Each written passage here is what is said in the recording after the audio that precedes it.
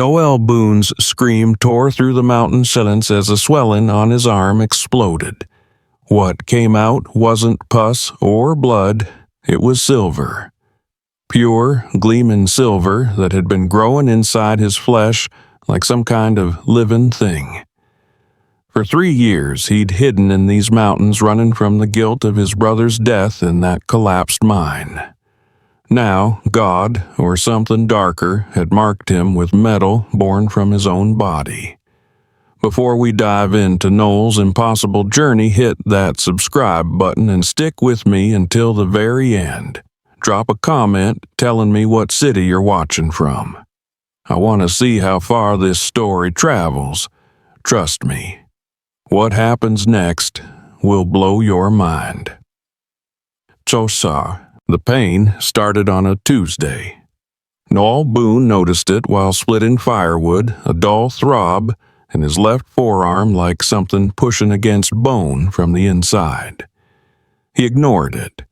Up here in the high Rockies, pain was just another voice in the wilderness, along with the wind and his own guilt. That was his first mistake. By week 2, the throb had become a pulse.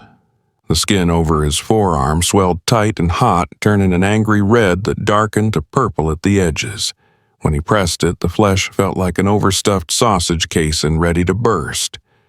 Just infected, he muttered to the cabin walls. 3 years of talking to himself had made it normal. Seen worse in the mines. He hadn't seen worse. Day 19, he woke to find his arm had doubled in size. The skin stretched so thin he could see dark shapes moving beneath not veins, but something solid. Something wrong. Noel sat at his table staring at the swollen limb in the weak morning light. His hunting knife lay before him, already cleaned. The whiskey bottle sat beside it, not for drinking, he'd quit that after Daniel died, but for sterilizing. "You're losing it, Boon," he said to the empty room. 3 years alone makes a man see things. But this was real. He could feel it shifting when he moved a foreign presence that made his stomach turn. He picked up the knife, put it down, picked it up again. His hands didn't shake. 3 years of survival had made him mechanical chop wood, haul water, exist. Nothing more. "Lord," he whispered his first prayer in 3 years. "If this is you, I'm listening, but I wish you'd speak plainer." The cabin gave no answer, only wind through the pines and his heartbeat drumming in his ears. Noel pressed the blade to his arm. The skin split. Clear fluid ran first, then blood dark and thick. Pain shot up to his shoulder like lightning, blurring his vision. He gritted his teeth and widened the cut-peeling back skin with fingers that had gutted deer, but never his own flesh. Then he saw it. Metal. Something metallic glinting in the wound, catching morning light and throwing it back sharp enough to make him squint. What in... His fingers found it. Smooth, sharp-edged, embedded, deep in muscle. Not wood, not stone. He pulled. The roar that came from his throat was barely human. The object tore free with a wet sound that would haunt him for years. Noel held it up to the light blood running down his arm and dripping onto the floor. Silver. Pure, refined silver. Shape it like a blade. Like God himself had forged it inside Noel's body. The piece was thumb-sized, sharp enough to cut, gleaming with impossible brightness for something that had just been pulled from human flesh. He stared at it, then at his arm, then back. No, this can't be. But the blood was real. The pain was real. The silver in his palm was solid and heavy and there. He wrapped his arm with strips from an old shirt, mind racing. The silver lay on the table between knife and whiskey, still wet with his blood. Infections didn't produce silver. Tumors didn't produce silver. This was something else. Noel stood abruptly, knocking the chair over. He paced the cabin like a caged animal, wrapped arm throbbing with each heartbeat. Think, damn you, think. But thinking led to places he didn't want to go. Sunday school lessons from childhood, stories of burning bushes and stone tablets, his mother's voice reading scripture by candlelight. I will show wonders in the heavens and on the earth. No, he said firmly. This isn't God. This is minerals. Something in the water, or... He stopped. The mine. Daniel's mine. The one that collapsed 3 years ago, burying his brother and 2 others under 1,000 tons of rock. Noel had been outside when it happened, heard the rumble, saw the dust cloud, ran toward the entrance while everyone else ran away. They dug for 3 days, found nothing but crushed timber and crushed dreams. He'd never gone back, had run to this cabin like a coward and stayed here with his guilt. But Daniel's mine had been silver. They'd found traces in the rock, followed a promising vein deeper. That's why they were there at all. Could some of that silver have gotten into him during the frantic digging? The days without sleep, the rocks that cut his hands and arms? No, he said again, less certain now. Silver didn't work that way. Silver didn't embed itself in muscle and grow. Silver didn't. A knock rattled the door. Noel froze. Nobody came here. Nobody knew he existed except the supply merchant, and he'd just been here 2 weeks back. The knock came again, harder. Noel Boon, you in there? Female voice, familiar in a way that made his chest tighten. I know you're there, Noel. I see smoke from your chimney. Open this door, or I'll kick it down myself. Noel grabbed the silver shard, wrapped it in cloth, shoved it in his pocket. Then he opened the door. Kim Boon stood on his threshold. Daniel's widow. 3 years had carved her down to angles and hollows. The softness was gone from her face, replaced by hard edges and gaunt cheeks. Her eyes were still that startling blue, but now they carried weight, sleepless nights, and unanswered questions, and children crying for a father who'd never come home. She wore riding clothes, heavy coat boots caked with mud, dark hair pulled back in a severe bun that aged her past 30. Kim, Noel managed, what are you? Looking for you. Her eyes dropped to his wrapped arm where blood was already seeping through. What happened? Nothing, just a cut. That's not nothing. She pushed past him into the cabin. Lord Noel, you look half dead. I'm fine. You're not fine. Nobody who hides in the mountains for 3 years is fine. She turned to face him and her expression hardened. I need to talk about the land. The land?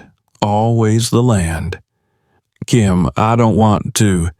Daniel's claim, I'm filing on it. I'm going to work that mine. The words hit like a fist. You can't. That mine killed my husband. Yes, Noel, I know. I was there at the funeral. But I also have 2 children to feed and a farm that's barely keeping us alive. So yes, I'm filing that claim and I'm working that mine with or without your blessing. Noel shook his head. You don't understand. That place is cursed. It'll kill you too. Maybe.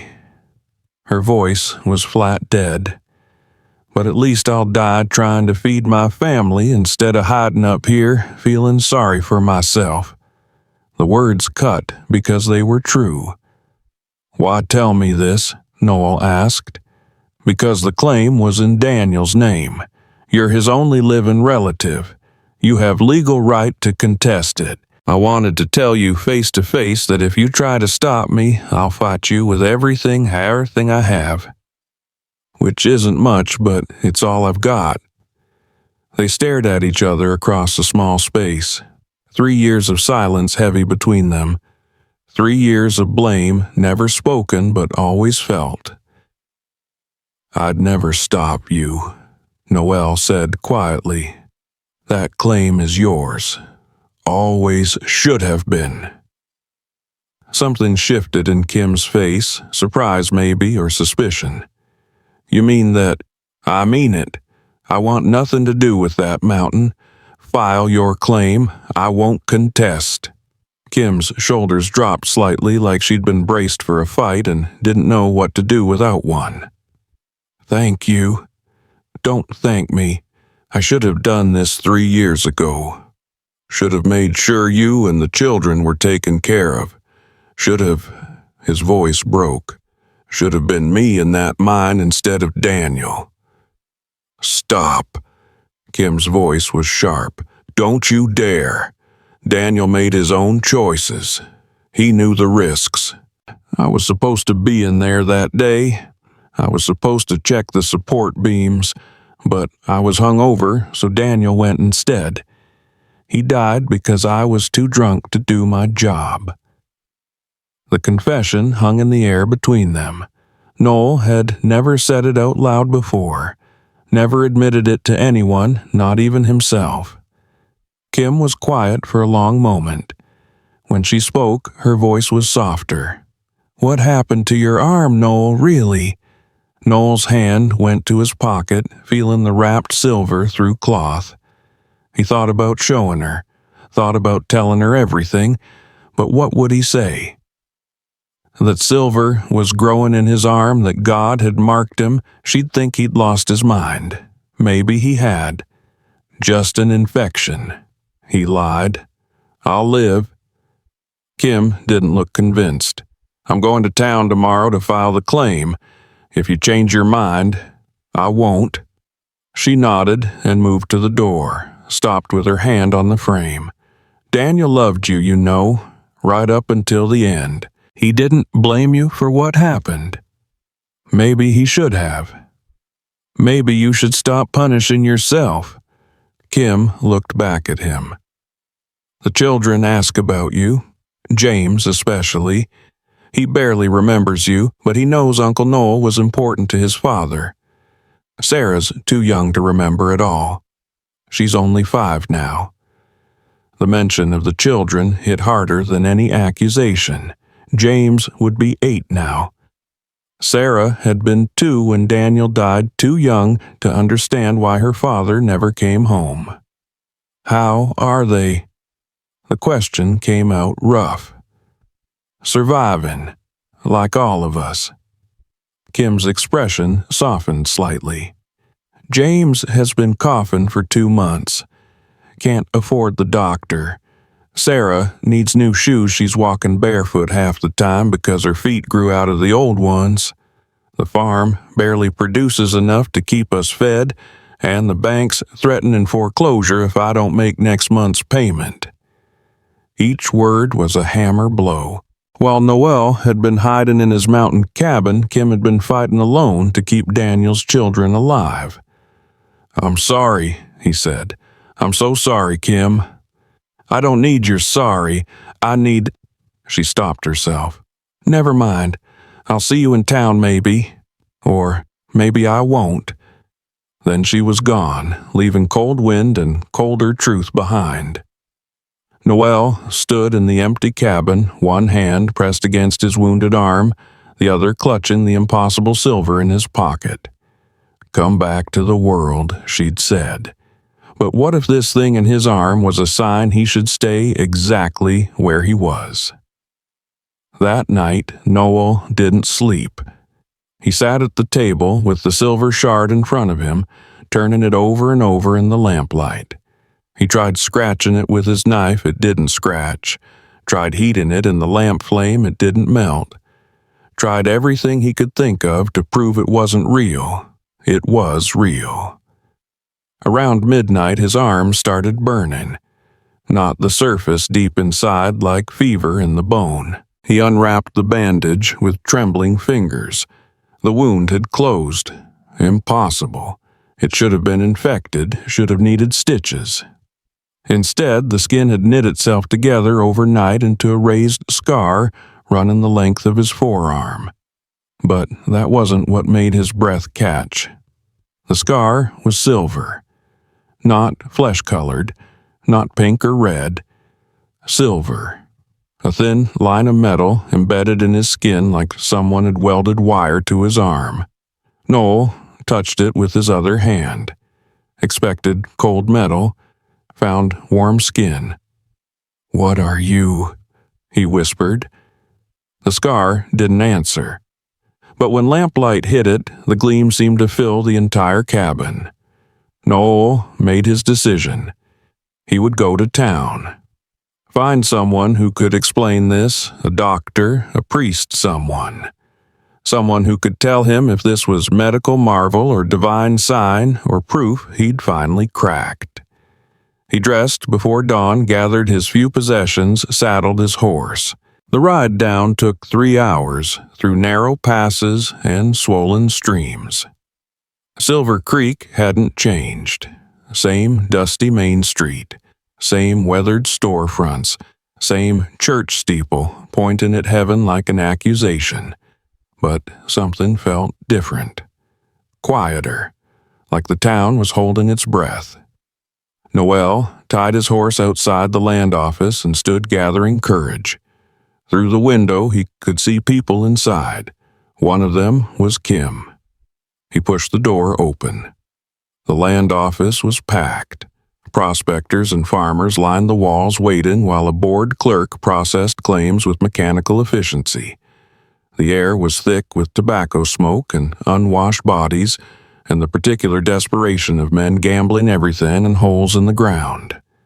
Kim stood at the desk papers spread before her. She looked up when Noel entered, and her face cycled through surprised confusion, something that might have been hope. "Noel, I thought you said—" "I need to see Doc Morrison," Noel interrupted. He felt disconnected from his body, like watching himself from a distance. "Is he still—" "He is, but—" Kim's eyes dropped to his arm. Even through his sleeve, the silver scar seemed to glow. "No, what's wrong? You look like you've seen a ghost." "Mrs. Boon, if you could sign here," the clerk said, oblivious. Kim turned back to the desk, picked up the pen, dipped it in ink, bent over the papers. The door opened. The man who entered didn't belong. Not in this dusty mountain town, not in this cramped office full of dirt-poor prospectors. He wore an expensive suit that probably cost more than most people here made in a year. His shoes were polished to mirrors. His mustache was waxed into perfect points. Behind him came 2 other men, harder types with cold eyes and scarred knuckles. Men who solved problems with violence. The well-dressed man surveyed the room with a predator's gaze, then walked straight to the clerk's desk like he owned it. "Excuse me," he said. His voice was smooth, educated, dangerous. "I'm looking for claims filed on the old Boon mine property." Kim froze, a pen still in hand. The clerk looked up, annoyed. "Sir, there's a line. You'll have to—" "I represent the Rocky Mountain Railroad Company." The man produced a card and slid it across the desk with practiced ease. "We have legal standing regarding all mineral claims in this territory. I'll need to see those papers." "Now, wait just a minute," Kim started. The man ignored her completely. He leaned over the desk and plucked the papers from under Kim's pen with the casual arrogance of someone who'd never been told no in his life. "Hey!" Kim grabbed for the papers, but one of the hard-eyed men stepped between them. "Don't touch the lady," Noel thought, then realized with surprise that his hand had gone to his belt where he used to carry a pistol 3 years ago, before he'd run away from everything. The well-dressed man studied the claim form, eyebrows rising. "I see. The widow Boon attempting to file on property that belongs to the railroad. That property belonged to my husband, Kim said. Her voice shook not with fear, but fury.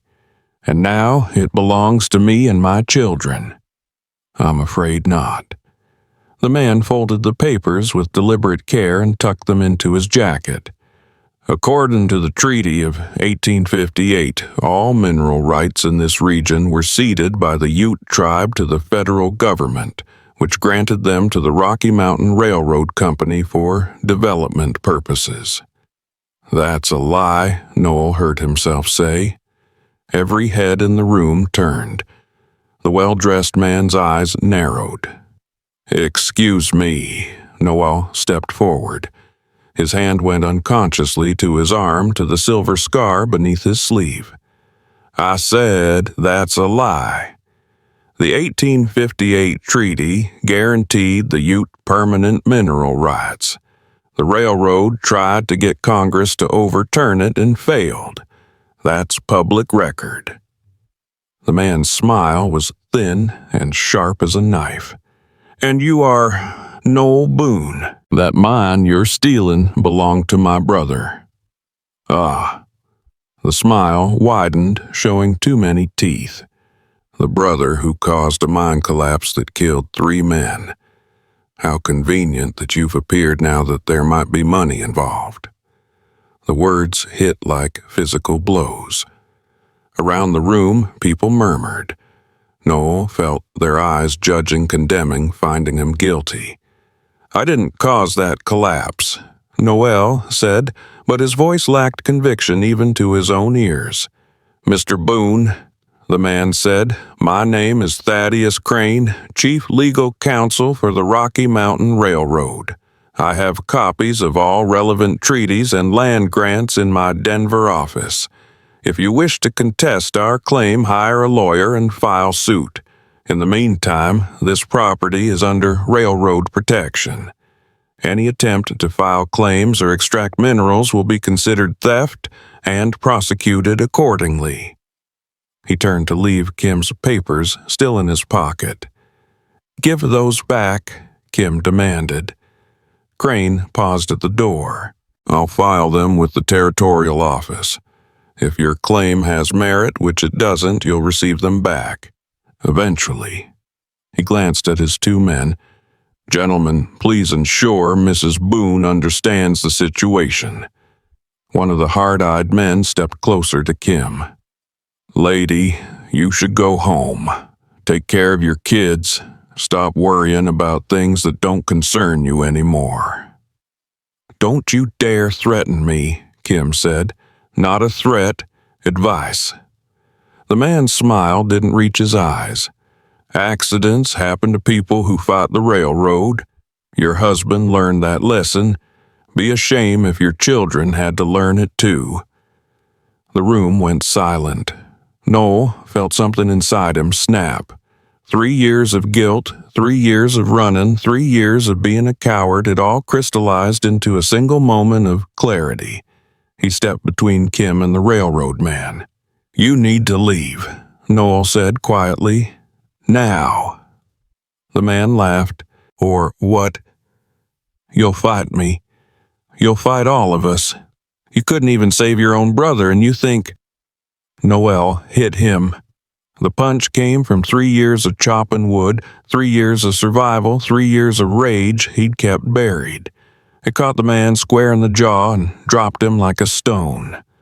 The room exploded. The second railroad man lunged at Noel. They went down in a tangle of fists and boots. Someone was shouting. Kim was screaming. The crowd scattered. Noel took a boot to the ribs that knocked the air from his lungs. He rolled, gasping, and the railroad man came down on top of him with a knife. The blade caught lamplight. Came down fast. Noel got his arm up. The knife struck his forearm, struck the silver scar, and shattered. The blade literally broke against his skin. Metal on metal, with a sound like a bell ringing. Everyone froze. The railroad man stared at his broken knife. then at Noel's arm, then at Noel's face. Noel stood slowly, breathing hard. Blood ran from his split lip. His ribs screamed, but his arm was unmarked. He pulled back his sleeve. The silver scar gleamed in the lamplight. No cut, no scratch. The knife had broken against it like hitting stone. "What the hell?" the railroad man whispered. Crane was still standing by the door, all pretense of sophistication gone. He stared at Noel's arm with something like hunger in his eyes. "Interesting," Crane said softly. "Very interesting. So the rumors about the Boon mine are true after all." "What rumors?" Kim demanded. Crane smiled again, but this time it was genuine and terrifying. "That there's a silver vein in that mountain unlike anything ever found. Silver that doesn't behave like normal silver. Silver that the Ute tribes considered sacred. Silver that men would kill for." He looked at Noel. "And you have it in your body, which means you've been in that mine. Which means you know where the main vein is."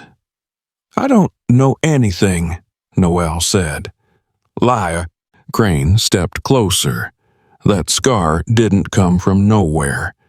You've been exposed to something in that mine, something valuable enough that it literally grew inside you. And now the railroad wants it. All of it." He gestured to his men. The one Noel had hit was getting to his feet, murder in his eyes. "This isn't over, Mr. Boon. Not by a long shot. That mine belongs to the railroad now. And if you or the widow try to interfere, well..." Crane's smile was ice cold. "The mountains are dangerous. People disappear all the time. Children get sick. Farms burn down. Terrible accidents, all of them. Would be a shame if something happened to those two little ones. What were their names? James and Sarah?" Kim went pale. Noel felt rage surge through him like fire. He took a step toward Crane. "Easy," Crane said. "Strike me and you'll hang. I have witnesses. But I'll tell you what, I'm a reasonable man. Sell me the location of that silver vein, and I'll make sure the widow gets enough money to keep her farm. Her children will be safe. Everyone wins." "Except the Ute people whose land you're stealing," Noel said. "The Utes." Crane laughed. "They're savages squatting on valuable territory. The treaty is a formality. We've already paid off the right officials. The land will be ours within 3 months, legally or otherwise." He pulled Kim's claim papers from his pocket and let them drop to the floor. "Think about my offer, Mr. Boon. You have 1 week. After that, I stop being reasonable." Crane walked out. His men followed the one with the broken knife, shooting Noel a look that promised violence later. The door closed. The land office erupted in whispers. Noel stood in the center of it all, chest heaving, silver scar gleaming on his arm.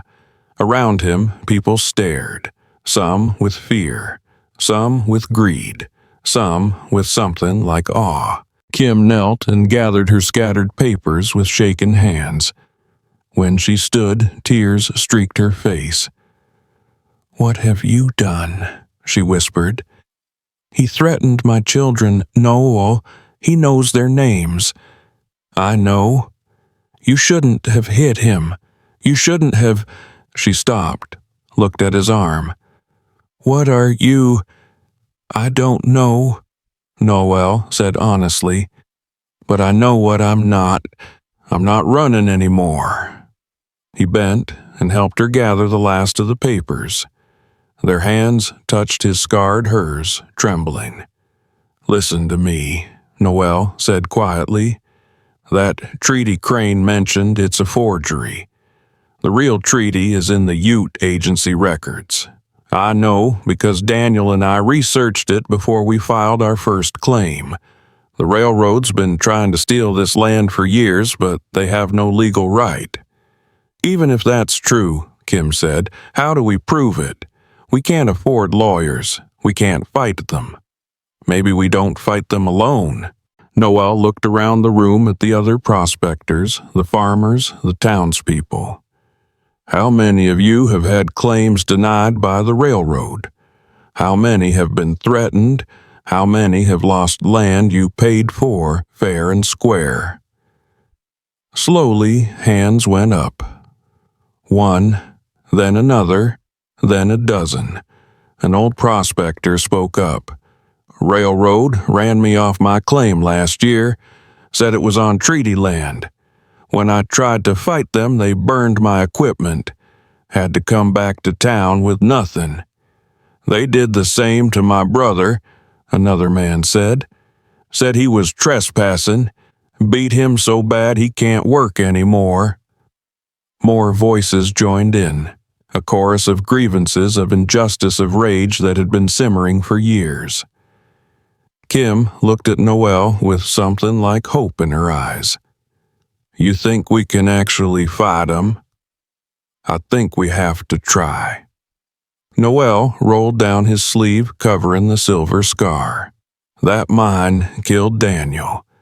I can't bring him back, but I can make sure his children don't lose everything he died for. And if God or fate or whatever put this silver in my arm, maybe it's meant to be proof. Proof that there's still something worth fighting for in that mountain. The clerk cleared his throat nervously. Mrs. Boon, do you still want to file your claim? Kim looked at Noel, then at the papers in her hands, then at the room full of people who'd been wronged by the railroad. Yes, she said firmly, I want to file my claim on the Boon mine and every inch of land my husband paid for. The railroad won't like that, the clerk warned. Good, Kim said. Let them come. Outside, a bell began to toll the church bell calling people to evening service. Its sound carried across town and up into the mountains where wind caught it and carried it higher still. In Noel's pocket, wrapped in cloth, the silver shard grew warm. And somewhere in the mountains in the collapsed mine where Daniel Boon died 3 years ago, something stirred in the darkness, something that had been waiting, something that recognized its missing piece had finally come home. The story had begun. The church bell was still ringing when they left the land office. Kim walked fast, clutching her filed claim papers like they might disappear if she loosened her grip. Noel followed half a step behind, scanning the street for Crane's men. The sun was dropping behind the mountains, throwing long shadows across the dusty road. You need to leave town, Kim said without looking back. Tonight, before Crane comes for you. I'm not leaving. No, he threatened my children. He knows their names. He knows where we live. Kim stopped abruptly and turned to face him. Her eyes were fierce. I can't protect them and fight the railroad. I have to choose. Then choose your children. I'll fight the railroad. With what? That scar on your arm? You think that makes you invincible? She lowered her voice. That knife broke, yes, but Crane saw it too. Now he knows there's something special about that mine. Something valuable enough to grow inside a human body. You just made yourself a target. She was right. Noel knew she was right. Where are your children now? He asked. At the farm with Mrs. Chen from next door. She watches them when I come to town. Kim's jaw tightened. We need to get back before dark. It's a 2-hour ride. I'll ride with you. No, you'll make things worse. Crane's probably having us followed already. Good. Let him follow. Let him see you're not alone anymore. Kim stared at him for a long moment. Something passed across her face, memory maybe of a time when Daniel and Noel were inseparable, when the Boon brothers were a team and nobody dared cross them. "You really mean to do this?" she asked quietly. "Fight to them, I mean to try." "Why? 3 years you've been gone, Noel. 3 years without a word, and now suddenly you're a hero." The accusation stung because it was fair. "I'm not a hero," Noel said. "I'm a coward who finally ran out of places to hide. But that doesn't mean I can't do one decent thing before I die. And if Crane wants this silver, he's going to have to kill me for it." Kim studied his face like she was trying to read something written there. Finally, she nodded. "Fine. But when we get to my farm, you sleep in the barn. I don't want the children getting attached to someone who might be dead in a week." They retrieved their horses and rode out of town as the church bell fell silent. Behind them, Noel caught a glimpse of movement, 2 men on horseback keeping their distance. Crane's people watching. The ride to Kim's farm took them through valleys that used to be prosperous. Now they passed abandoned homesteads, burned out barns, fields gone to weed. The railroads work. They'd been systematically driving people off this land for years, one family at a time. "It used to be beautiful here," Kim said, breaking the silence. "When Daniel and I first came west, this valley was full of farms, families. Now look at it." Noel looked, saw ghosts of what had been, saw what the railroad had taken. "How long until they come for your farm?" he asked. "Bank says I have until the end of next month. If I can't make the payment, they'll foreclose. Then the railroad will buy it at auction for pennies." Her voice was flat, emotionless. "Even if I work the mine, even if I find silver, I won't have time to extract enough before the deadline." "What if you had help?" "From who everyone in this valley is in the same position. We're all drowning. Nobody has time to save anyone else." They rode in silence for a while. The sun dropped lower. Shadows stretched across the valley like grasping fingers. "There's another way," Noel said finally. "What way?" "The Ute Agency. They keep the original treaties. If we can prove Crane's line about the 1858 treaty, we can stop the railroad in court." Kim laughed, but there was no humor in it. "You think a judge will rule against the railroad? They own the judges, Noel. They own the territorial government. They own everything." "Maybe. But if we get the Ute elders involved, if we make enough noise that Washington has to pay attention, Washington doesn't care about us. Washington cares about railroad money and votes. Then we make them care." Kim pulled her horse to a stop. How do we make them care?" Noel pulled up beside her. "By telling the truth. By showing them what the railroad's doing. By getting every farmer, every prospector, every person they've wronged to stand up and say no, all at once. Too many to ignore." "That's a dream, Noel. A nice dream. But dreams don't feed my children. Neither does giving up." They stared at each other in the fading light. Finally, Kim urged her horse forward again.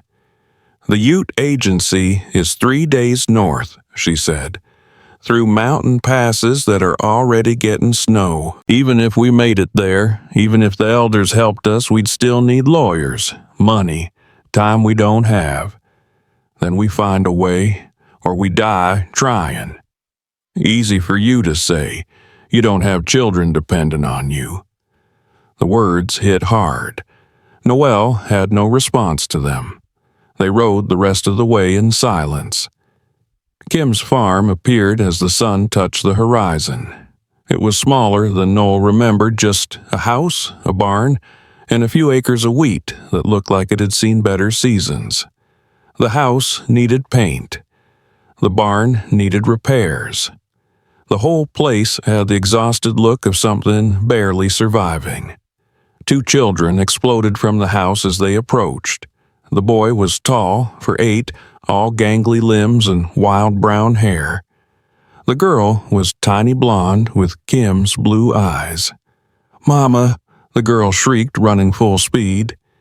Kim dismounted and caught her daughter in a hug that looked like it hurt from how tight it was.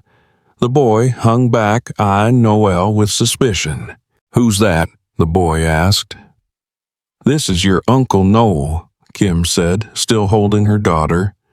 "Daniel's brother. You remember James? I've told you about him." James studied Noel with old eyes. "You're the one who ran away?" Out of the mouths of babes. "Yes," Noel said, because there was no point in lying. "I ran away, but I'm back now." "Why?" "Because running didn't help." The boy considered this. Then he nodded like it was an acceptable answer. The little girl, Sarah, peeked at Noel from behind her mother's skirts. "Are you going to stay for a while? Forever?" "I don't know yet." Sarah seemed satisfied with that. She grabbed Noel's hand with sticky fingers. "Come see my chickens. I have 3 chickens. Mama says we might have to eat them if winter gets bad, but I said no because they're my friends." Noel let himself be dragged toward a sad-looking chicken coop while Kim went inside to pay Mrs. Chen. James followed at a distance, still wary. The chickens were scrawny things, barely worth eating. Sarah introduced each one by name, Dottie Speckles and Princess, with the seriousness of a person introducing royalty. "Princess is the best," Sarah confided. "She lets me hold her. The others peck." "They're good chickens," Noel said, because what else could he say? "Papa liked chickens too. Did you know, Papa?" The question caught Noel off guard. "Yes, he was my brother." "Mama says Papa's in heaven now. Do they have chickens in heaven?" "I bet they do. Probably better chickens than these." "That's impossible. These are the best chickens." James had wandered closer during this exchange. Now he spoke up. "Papa died in the mine. The one Mama wants to work now." "James!" Kim's voice came sharp from the porch. But James ignored her. He looked directly at Noel. "Mrs. Chen says Mama's going to die too if she goes in that mine. She says mines are cursed. She says the mountain wants to keep its silver and kills anybody who tries to take it." "Mrs. Chen talks too much," Kim said, coming down from the porch. "And you have chores to finish before supper. Both of you." The children scattered. Sarah gave Noel one last smile before running off. James just stared at him, weighing, judging, finding him wanting. When they were alone, Kim turned to Noel. "Don't make promises to them. Don't let them get attached. You understand?" "I understand." "Good. There's a blanket in the barn. Help yourself to water from the well. Supper's in an hour if you want some." She went inside without waiting for an answer. Noel stood in the dying light looking at the farm that Daniel had died for. At the life his brother had built and left behind. At the children who didn't remember him and the widow who had every right to hate him. 3 years ago, he'd run from this. Run from the guilt and the responsibility and the pain of watching Kim try to hold everything together. Now he was back. And he still didn't know if he had anything worth offering except more pain. He went to the barn, found a blanket that smelled like horses and hay, sat on a bale and pulled the silver shard from his pocket, unwrapping it slowly. In the dim barn light, it gleamed like a piece of captured moon. Noel turned it over in his hand, studying it. The edges were sharp enough to cut. The surface was smooth, unmarked, perfect. and it was warm, always warm, like it carried its own heat. What are you? He thought for the 100th time, and why me, the silver, offered no answers. A knock on the barn door made him look up. James stood there holding a plate of food. "Mama says you probably want supper," the boy said, "even though you're sleeping in the barn like a stranger." "I am a stranger. To you, anyway." James came inside and set the plate down. Beans and cornbread. Probably the same thing the family was eating. Probably more than they could spare. "Mama cried after you left," James said suddenly. "After Papa died, I mean. She cried every night for weeks. I heard her through the walls. She thought I was sleeping, but I heard."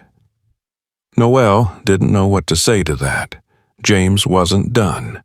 Then she stopped crying and got hard, like she turned into stone or something, and she never talks about Papa anymore except to tell Sarah stories. But I remember Papa. I remember him singing. I remember him swinging me around. I remember the day he didn't come home. The boy's voice didn't break. It stayed steady, controlled. Too controlled for an 8-year-old. "I remember that day, too," Noel said quietly. "Were you there when he died?" "No, I was outside, but I heard it happen." "Did it hurt?" The question was clinical detached, but Noel could hear the fear underneath it. "I don't think so," Noel lied. "I think it was fast." "He probably didn't feel anything." James nodded like he'd been hoping for that answer. "Mrs. Chen says Mama's gonna die in that mine, too. Is that true?" "Not if I can help it." "How can you help it? You're just one person." "Sometimes one person is enough." "That's stupid. One person can't fight the railroad. One person can't stop a mine from collapsing. One person can't." James stopped. His jaw was tight, his hands balled into fists. One person can't do anything except leave when things get hard. There it was, the real accusation. "You're right," Noel said. "I left. I was a coward and I ran away when your mother needed help. I can't change that, but I can try to do better now, if you'll let me." "Why should I let you? You didn't care before." "I cared. I cared so much it broke me. But that's not an excuse. Your mother deserved better. You and Sarah deserved better. And I'm sorry I wasn't strong enough to give it to you." James stared at him for a long moment. Then he turned and walked to the barn door. "The beans are cold," he said without looking back. "Mama says we can't waste firewood heating food twice." Then he was gone. Noel ate the cold beans. They tasted like ash and guilt. That night, lying on hay in the barn, Noel couldn't sleep. His arm ached where the silver scar ran. Not pain exactly, more like a pulling sensation, like something trying to get his attention. He rolled up his sleeve and studied the scar in the moonlight streaming through the barn slats. It seemed brighter tonight, almost glowing. A sound outside made him sit up. Footsteps, careful and quiet. Noel grabbed his knife and moved to the barn door, peered through a crack. 3 men on horseback approaching the house slowly, not bothering to hide. They knew they outnumbered whoever was here. Crane's men. Noel's blood went cold. They were coming for Kim. Or for him. Or maybe just to send a message about what happened to people who filed claims against the railroad. He slipped out at the back of the barn and circled toward the house. The men had dismounted now. 2 headed for the front door. The 3rd was walking toward the barn, toward where Noel had just been. Noel moved fast. He came up behind the man and hit him with the knife hilt right at the base of the skull. The man dropped without a sound, but the other two had heard. They spun toward Noel, hands going to their guns. "Don't," Noel said. His voice was calm. "Don't make me kill you." One of them laughed. "You're one man with a knife. We're two men with guns. Do the math." "The math says you'll both be dead before you clear your holsters," Noel said. "I've been living in the mountains for 3 years, been hunting, been surviving. You really think I can't throw this knife faster than you can draw?" The men hesitated. That was enough. The front door opened. Kim stood there with an old shotgun that probably didn't work, but looked convincing enough in the dark. "Get off my property," she said. Her voice shook, but the gun didn't. "We're just delivering a message from Mr. Crane," one of the men said, hands still hovering near his gun. "He wants to talk to Noel Boon. Tomorrow, noon, at the Silver Creek Saloon. Come alone or the widow's farm burns." "Tell Crane I'll be there," Noel said. "He also says to bring your arm. He wants to see that scar up close, wants to know what it's worth." "My arm's not for sale." The man shrugged. "Everything's for sale, friend. You'll figure that out tomorrow." They collected their unconscious companion and left. The sound of hoofbeats faded into the night. Kim lowered the shotgun. "That thing doesn't even have shells." "They didn't know that. Next time they will. Next time they'll just shoot first." She looked at Noel. "You can't go to that meeting. It's a trap." "Of course it's a trap. But if I don't go, they'll come back here. They'll burn your farm with your children inside. Then we leave. Tonight. Take the children and run. Run where Crane owns this whole territory. There's nowhere to run that he can't reach." Kim's hands were shaking now. The shotgun slipped from her fingers and clattered to the porch. She sat down hard like her legs wouldn't hold her anymore. "I can't do this," she whispered. "I can't fight them. I'm so tired, Noel. I'm so tired of being strong and being scared and trying to keep my children alive on nothing. I just want it to end." Noel sat beside her on the porch. Didn't touch her. Just sat there while she cried silently, tears running down her face in the moonlight. "I know," he said finally. "I know you're tired, but you're not alone anymore. Tomorrow I'll meet with Crane. I'll figure out what he wants, and then we'll find a way to stop him. How? I don't know yet, but I'll find a way." Kim wiped her face with her sleeve. "Why are you doing this?" "Really?" "It's not just guilt. There's something else." Noel looked at his scarred arm, at the silver line that glowed faintly in the darkness. "Maybe God put this silver in my arm for a reason," he said. "Maybe it's meant to be more than just proof of a mine. Maybe it's meant to be proof that sometimes the powerless get a weapon. Sometimes the broken get fixed. Sometimes cowards get a chance to be brave. That's a nice thought. Maybe it's more than a thought. Maybe it's true." Kim looked at him. Really looked at him for the first time since she'd arrived at his cabin. "You've changed." "No, I just stopped running." They sat together in the darkness, not speaking. Inside the house, the children slept. Around them, the valley lay quiet. And somewhere in the mountains in the collapsed mine where Daniel died, the silver waited. Morning came cold and gray. Noel woke to find James standing in the barn doorway staring at him. "Mama says you're going to town to meet the bad men," James said. "That's right." "Are you going to die?" "I hope not." Papa said that too.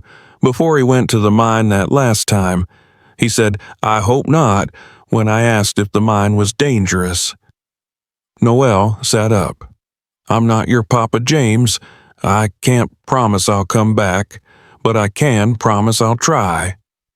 "That's the same thing." "No, it's not. Your papa didn't know what was going to happen. I do.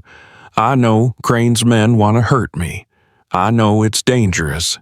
But I'm going anyway because it's the right thing to do. That's different than hoping nothing bad happens. That's choosing to face the bad thing even though you're scared." James considered this. "Are you scared?" "Terrified." "But you're going anyway." "Yes."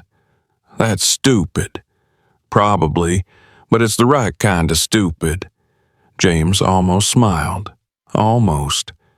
"Mama made breakfast.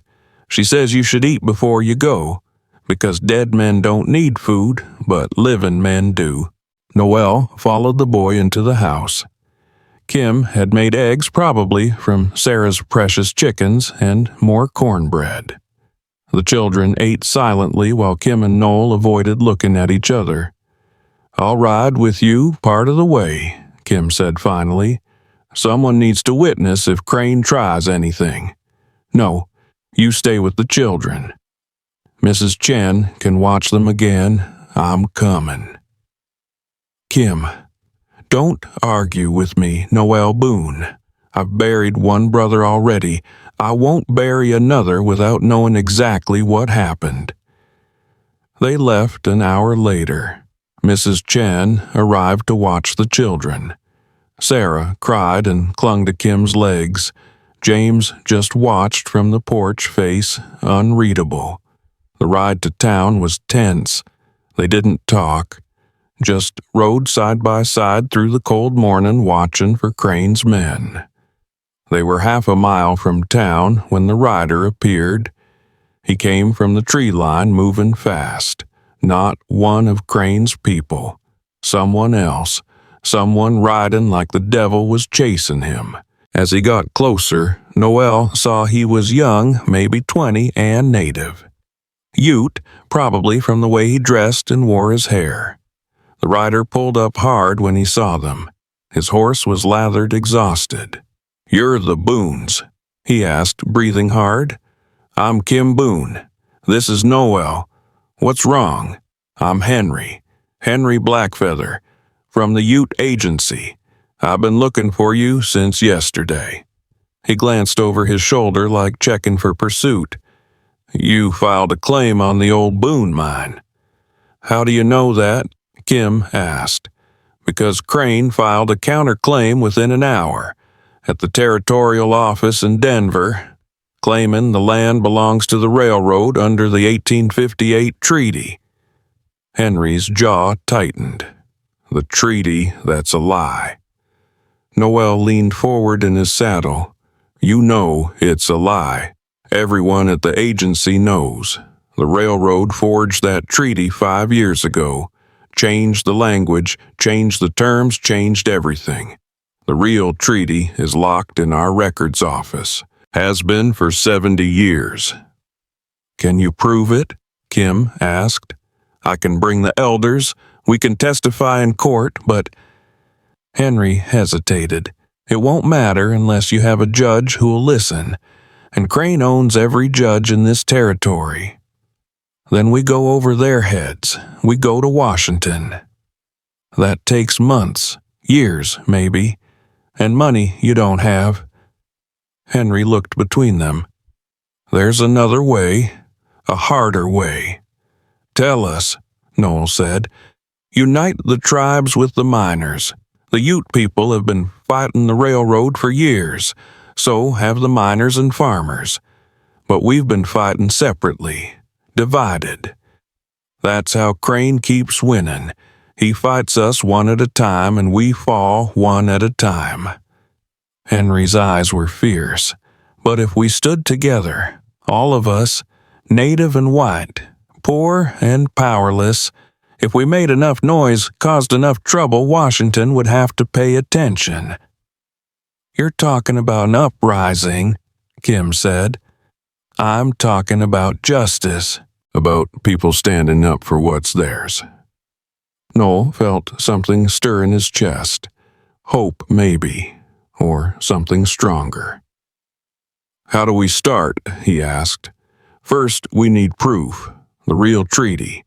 I can get it from the agency, but it's a 3-day ride north, through passes that are already snowing, and Crane probably has men watching the roads. Then we go off-road, through the mountains. In this weather, that's suicide, so is doing nothing." Noel looked at Kim. "What do you think?" Kim was quiet for a long moment, then she nodded. "I think my husband died for that mine. I think my children deserve better than living in fear. And I think maybe it's time to stop letting Crane decide what's possible." She looked at Henry. "When do we leave?" "Now, before Crane figures out what we're planning." Henry glanced toward town. "But first you need to know something else. Crane's meeting at noon. It's not just a meeting. He's bringing 20 men, railroad security, all armed. He's planning to arrest you for assaulting his people yesterday. Plans to hold you in the company jail until you tell him where the main silver vein is." "Company jail?" Noel asked. "Railroad built it 6 months ago, outside of town, outside the sheriff's jurisdiction. People go in, they don't come out." Henry's face was grim. 3 Ute scouts disappeared into that jail. We never saw them again.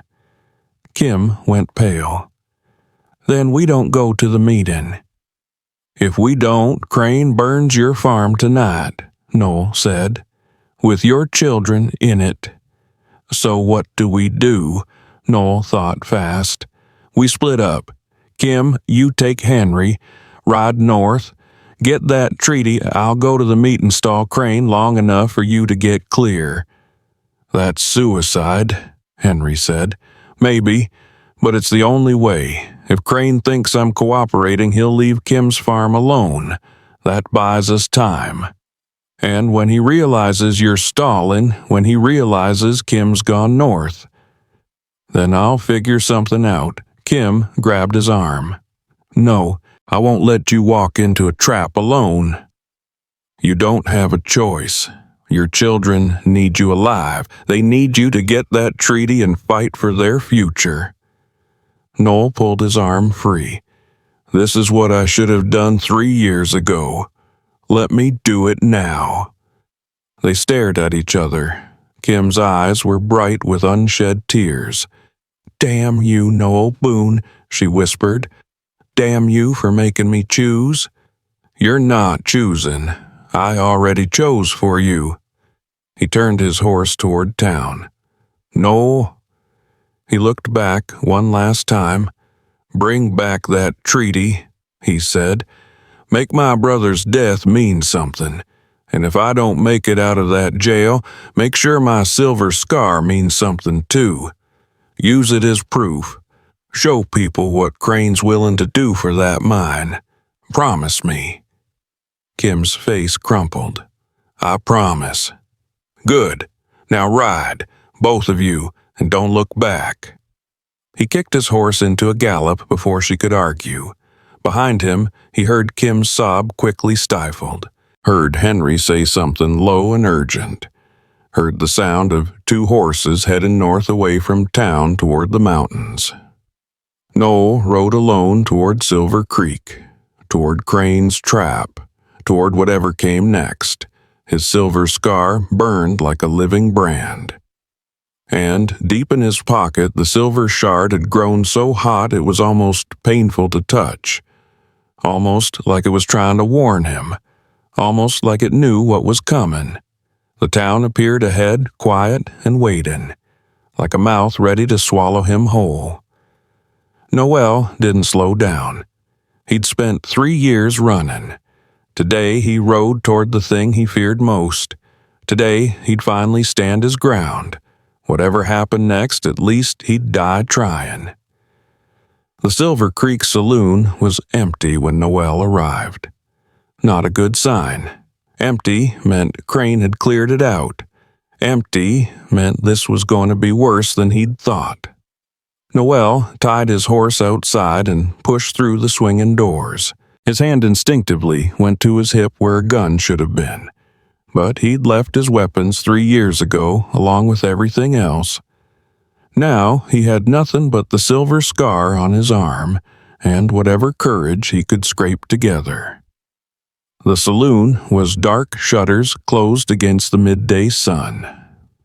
In the dimness, Noel could make out shapes men standing along the walls more than he could count, all armed, all watching him with the cold patience of predators who knew their prey had nowhere to run. Thaddeus Crane sat at a table in the center of the room. He'd removed his expensive jacket and rolled up his sleeves like a man preparing for dirty work. A bottle of whiskey sat in front of him, 2 glasses beside it. "Mr. Boon," Crane said pleasantly. "Right on time. I appreciate punctuality in a man. Please sit." Noel didn't move. "Where's the widow?" "Mrs. Boon, I assume she was with you." Crane poured whiskey into both glasses with steady hands. "Unless she decided to run, which would be unfortunate for her children." "Leave her children out of this." "I'm afraid that's not possible. You see, Mrs. Boon filed a claim on property that belongs to my employers. That makes her children's welfare very much my concern." Crane pushed one glass toward the empty chair. "Sit. Let's discuss this like civilized men." Noel remained standing. "There's nothing to discuss. That mine belonged to my brother. Now it belongs to his widow. The 1858 treaty you're citing is a forgery, and you know it." Crane's smile didn't falter. "Prove it." "I will. In court." "With what lawyer? What money? What evidence?" Crane leaned back in his chair. "Mr. Boon, I've been doing this for 15 years. I've removed hundreds of claims from hundreds of properties. Some people accept reasonable compensation and leave quietly. Others fight and lose everything, including their lives. Which kind of person are you?" "The kind who doesn't take orders from railroad thieves." The men along the walls shifted.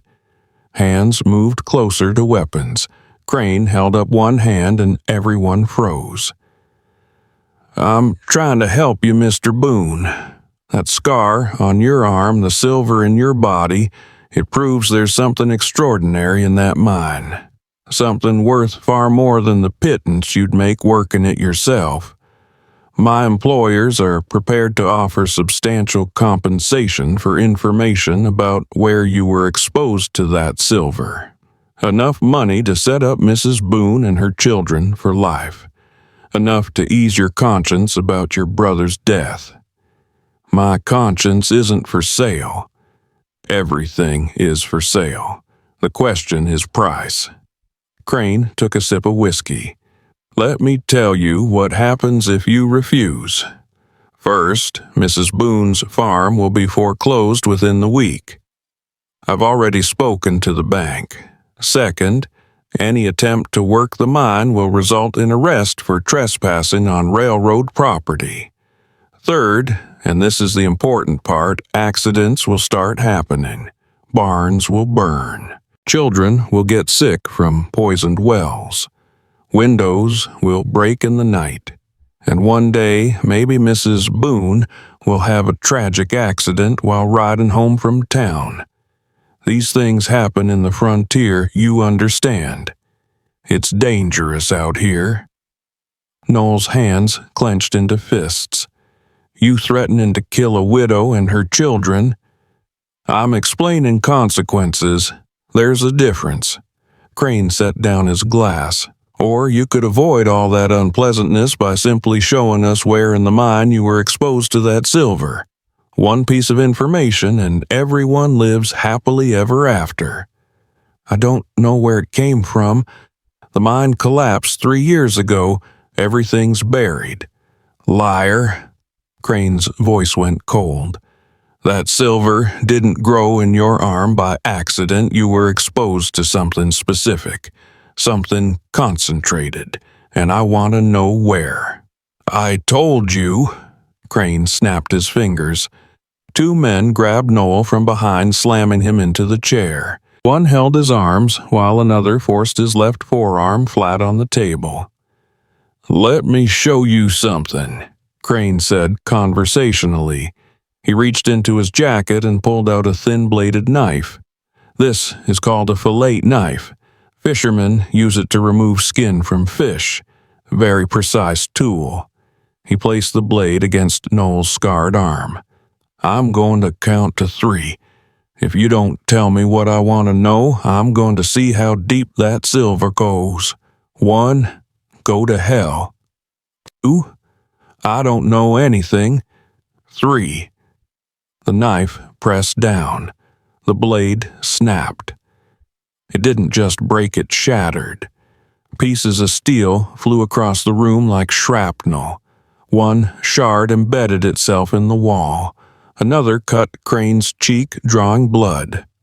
Everyone froze.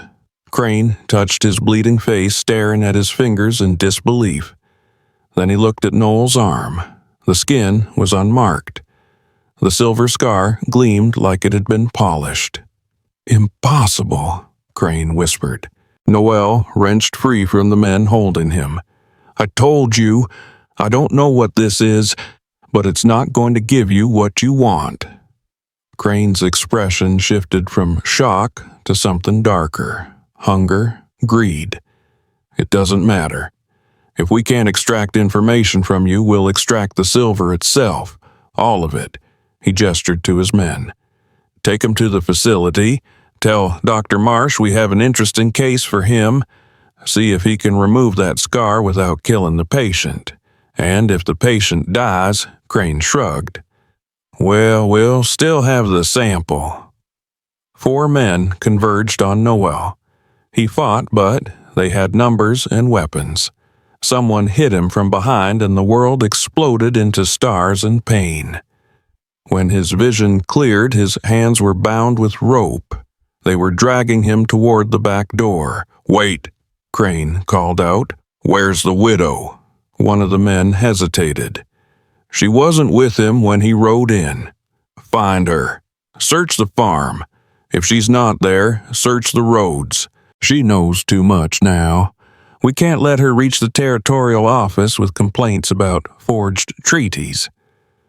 "What about the children? Bring them to the facility too. They're leverage. Boon will tell us everything if we threaten the children."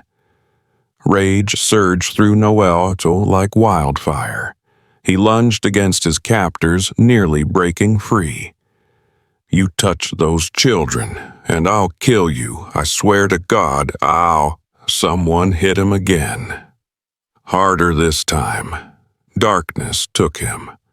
When Noel woke, he was moving, bouncing. His head felt like it had been split open. He forced his eyes open and realized he was in a wagon, hands and feet bound, lying on rough boards that smelled like rotten hay. Through gaps in the wagon's canvas cover, he could see mountains. They were headed north, away from town, away from Kim's farm. How long had he been unconscious? An hour. Too long enough for Crane's men to reach Kim's farm if they'd left immediately. Panic clawed at his chest. He had to warn her. Had to get free. Had to.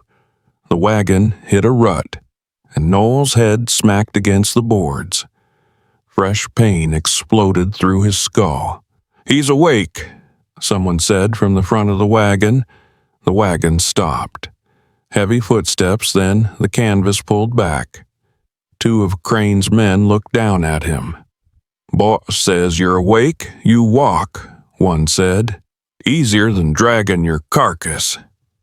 They cut the rope on his feet, but left his hands bound, hauled him upright and shoved him forward. Noel stumbled, barely keeping his balance. His head swam. Blood ran down the side of his face from where they'd hit him. But he was alive, still alive, and alive meant there was still a chance. They walked for what felt like hours, but was probably only 20 minutes.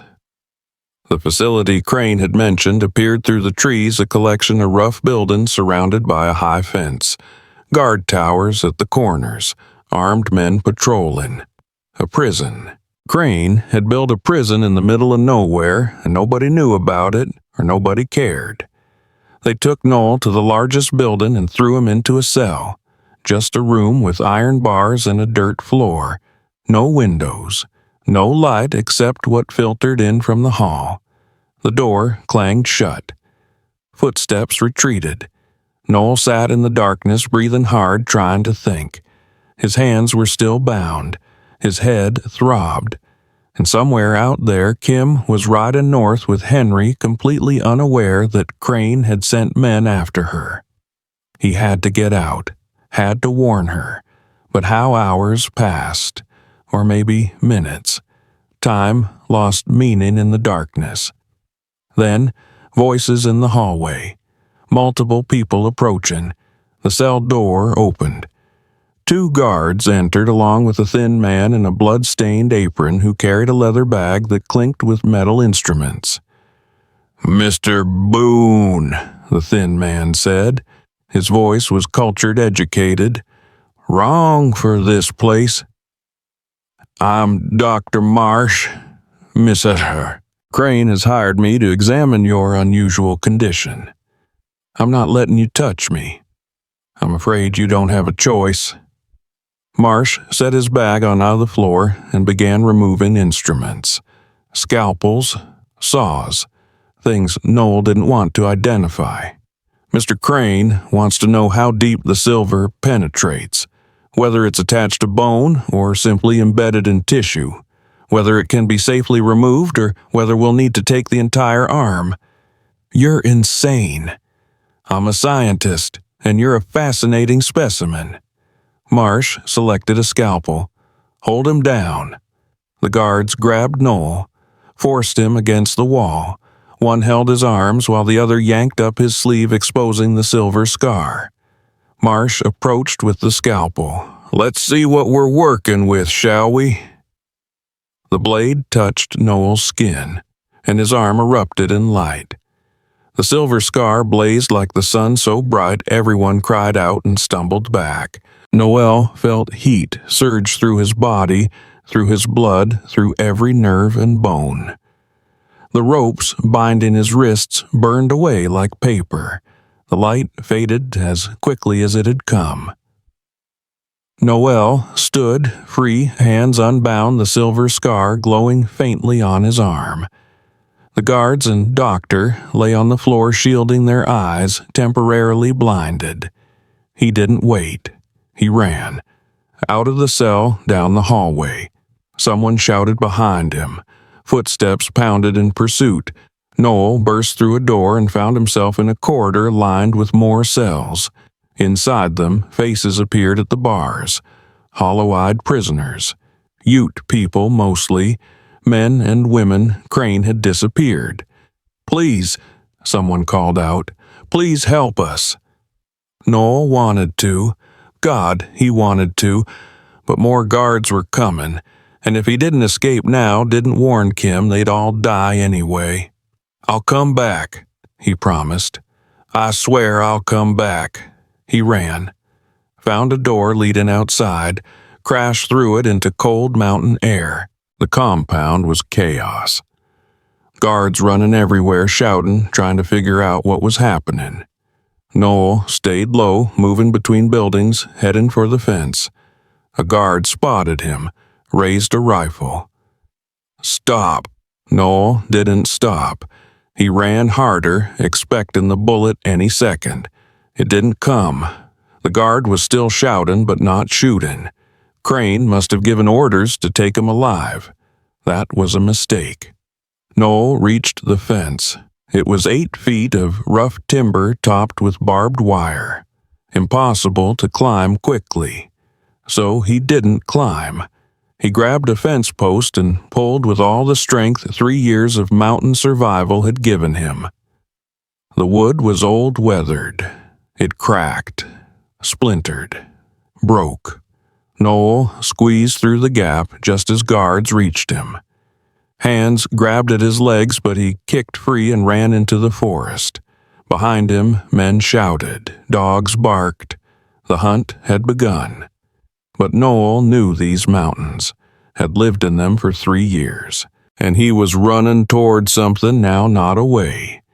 He was running toward Kim. By the time Noel reached Kim's farm, the sun was setting. He'd run for hours through the mountains, taking paths no horse could follow. His lungs burned. His legs shook. His head still throbbed from being knocked unconscious. But he was alive. He approached the farm, carefully staying in the tree-line, watching, listening.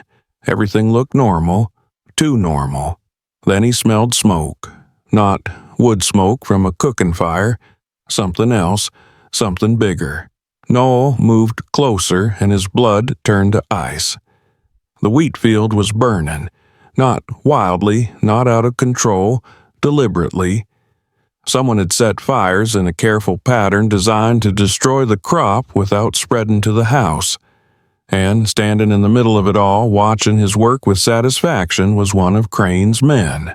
Noel counted 4 of them total, 2 by the burning field, 2 more near the barn. And no sign of Mrs. Chen or the children. Had they already taken them, or were they hiding in the house? Noel circled around, using the smoke as cover. Reached the back of the house unseen. The door was unlocked. Inside, it was chaos. Furniture overturned. Dishes smashed.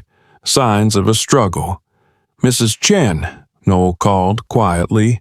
"James, Sarah," a whisper from the pantry. "Uncle Noel." Noel yanked open the pantry door. James and Sarah were huddled inside, clutching each other. James had a knife in his hand, a kitchen knife, barely bigger than his palm, but he held it like he'd use it. "Where's Mrs. Chen?" Noel asked. "They took her," James said. His voice was steady, but tears streaked his dirty face. "She tried to stop them from burning the field. They hid her and put her in a wagon, said they'd bring her back when Mama comes home. When did they get here? Maybe an hour ago. We hid when we heard them coming, just like Mama taught us." Smart kid. Daniel would have been proud. "Listen to me," Noel said. "We need to leave. Right now. Can you both run?" "Where's Mama?" Sarah asked. Her voice was small, terrified. "She's safe. She's with a friend getting help. But we need to go meet her. Can you be brave for me?" Sarah nodded, though her lip trembled. James just tightened his grip on the knife. "I'm not leaving. This is our home." "James, no. They burned Papa's field. They took Mrs. Chen. They can't just—" His voice cracked. "They can't just take everything." Noel knelt down, meeting the boy's eyes. "You're right. They can't. And we're going to stop them. But right now we need to get you and Sarah somewhere safe. Your mama would never forgive me if something happened to you. Mama's not here. You are. So you have to protect us." The trust in those words hit Noel like a fist. This child who had every reason to hate him was trusting him with his life. "Okay," Noel said. "Okay. We'll protect the farm, but we do it smart. We don't fight them head on. A voice outside shouted. "Fire's almost to the barn. Boss says let it burn." No, not the barn. Not with all of Kim's remaining supplies, her tools, everything she needed to survive the winter. Noel made his decision. "James, take your sister upstairs. Hide in your parents' room. Lock the door. Don't come out until I come get you. Understand? What are you going to do? Stop them from burning the barn." "How? I don't know yet, but I'll figure it out. Go. Now." James hesitated, then grabbed Sarah's hand and ran for the stairs. Noel moved to the window. The fire had spread to the edge of the wheat field, maybe 30 feet from the barn. The 2 men near the barn were carrying torches ready to set it ablaze. 4 men total, all armed. Noel had no weapon except his fists and whatever this silver scar could do. It would have to be enough. He slipped out the back door and circled toward the barn. One of the men was alone now, the other having gone to help with the field fire. Noel came up behind him fast and quiet, wrapped an arm around the man's throat and squeezed. The man struggled, dropped his torch, clawed at Noel's arm. His fingers found the silver scar. The man screamed. His hands came away blistered like he'd touched molten metal. Noel threw him to the ground and kicked him unconscious. Then he grabbed the fallen torch and threw it into the dirt, stamping it out. "Hey!" The second man had heard the scream. He came running, gun drawn. Noel ducked behind the barn as the shot rang out. Wood splintered above his head. "You're dead, Boon," the man shouted. "You hear me? You're a dead man." Noel didn't answer. He circled around the barn, staying low. The man followed the sound of movement, firing twice more. Both shots went wide, then his gun clicked empty. Noel charged. He hit the man like a battering ram, driving him backward into the fence. They went down in a tangle of limbs. The man was bigger, stronger, but Noel had desperation and rage on his side. They fought in the dirt, fists and knees and elbows. The man got his hands around Noel's throat and squeezed. Noel drove his scarred arm against the man's face. The man shrieked and let go his cheek, smoking where the silver had touched. Noel didn't give him time to recover. He hit him once, twice, 3 times until the man went limp. 2 down, 2 to go. But the other 2 had heard the fight. They were running toward the barn now, both armed, both shouting. Noel was out of time. He ran for the house, got inside and barred the door just as bullets started punching through the wood. "Upstairs!" he shouted. "James, Sarah, stay upstairs!" More gunshots, windows shattered, glass exploded inward. Noel crouched behind an overturned table, breathing hard. His silver scar was burning hot now, painful to touch. And he could feel something else, a pulling sensation like the silver in his arm wanted to go somewhere. Wanted to return to something. The mine. The silver wanted to go back to the mine where it came from. "Boon." One of the men was at the door. "Come out. You can't win this. We've got more men coming. We've got the widow. We've got everyone." They were lying. They had to be lying. Kim was north with Henry getting the treaty. She was safe. She had to be safe. Last chance. "Boon come out, or we burn the house with the children inside." No, he wouldn't let that happen. Noel stood silver, scar blazing with light. He walked to the door, unbarred it, threw it open. The 2 men stood there with torches and guns, looking at him like he was crazy. Maybe he was. "You want me," Noel said. "Come get me." They fired. The bullets hit his scarred arm and ricocheted away like striking stone. One buried itself in the doorframe. The other went wild into the night. The men stared in disbelief. Noel walked toward them. "I said, come get me." They dropped their torches and ran. Noel stood in the yard, chest heaving, silver scar glowing like a beacon. Around him the wheat field burned. The barn stood untouched. The house was damaged but standing, and in the distance he could hear horses, more of them, Crane's reinforcements arriving. They'd failed to capture him at the facility. Now they'd failed to burn the barn. But they wouldn't stop. Crane wouldn't stop. Not until he had the silver mine or everyone who stood in his way was dead. Noel looked down at his arm, at the silver that had saved his life, at the miracle or curse that had brought him back to the world. "What do you want from me?" he whispered to it. "What am I supposed to do?" The silver pulsed with warmth like a heartbeat, and suddenly Noel understood. The silver wasn't a weapon.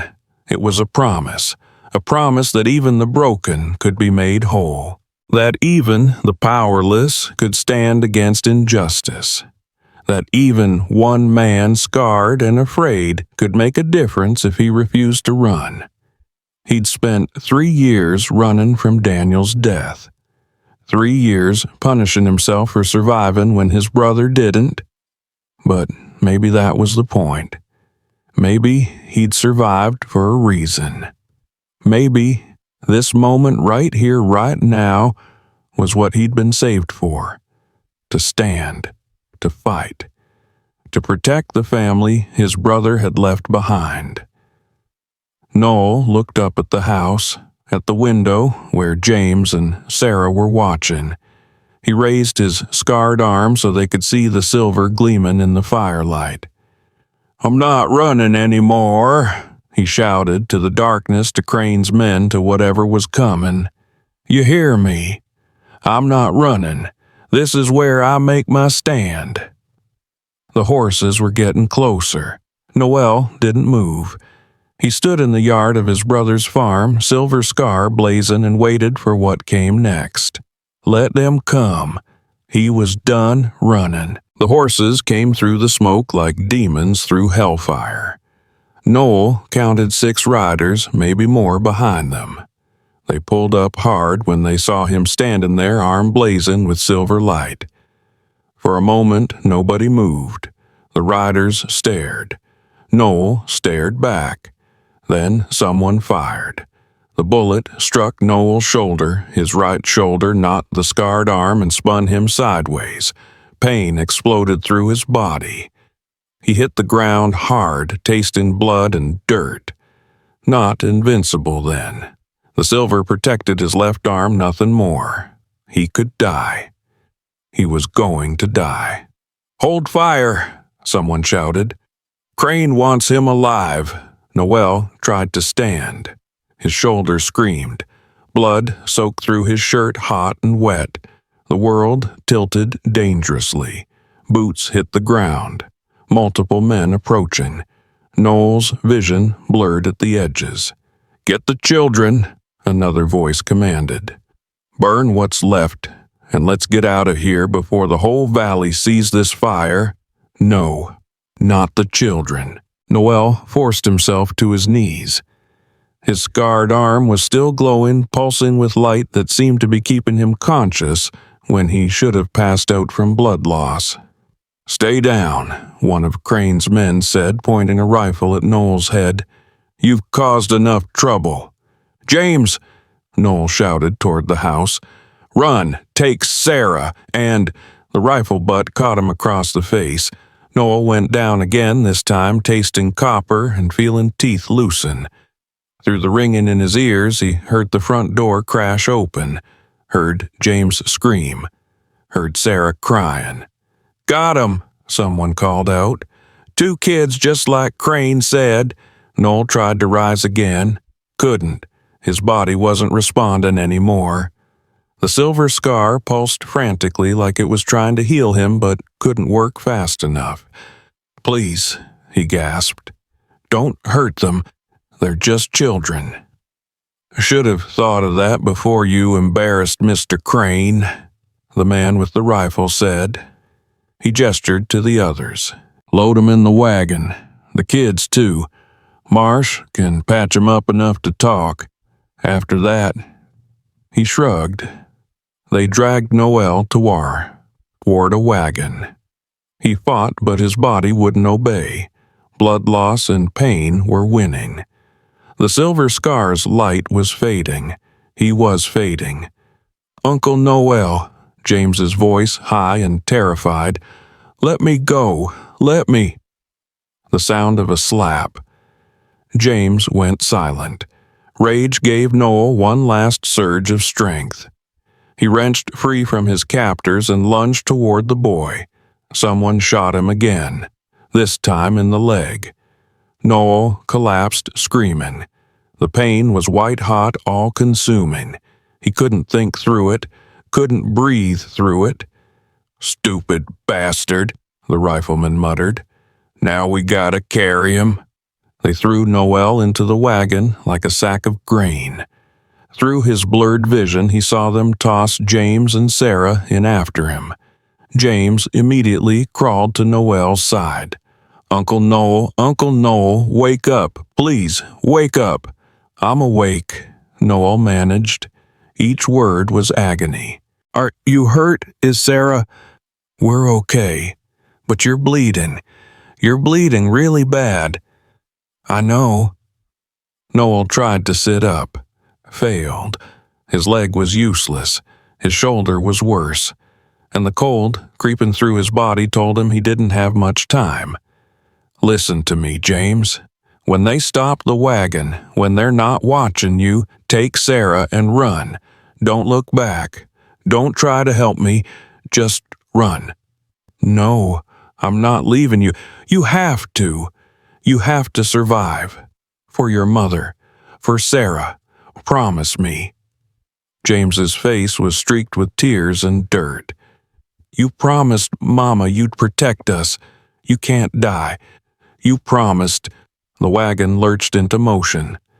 Noel's vision swam. He was losing too much blood.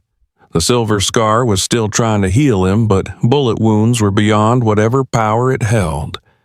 He was going to die in this wagon. Die without seeing Kim again.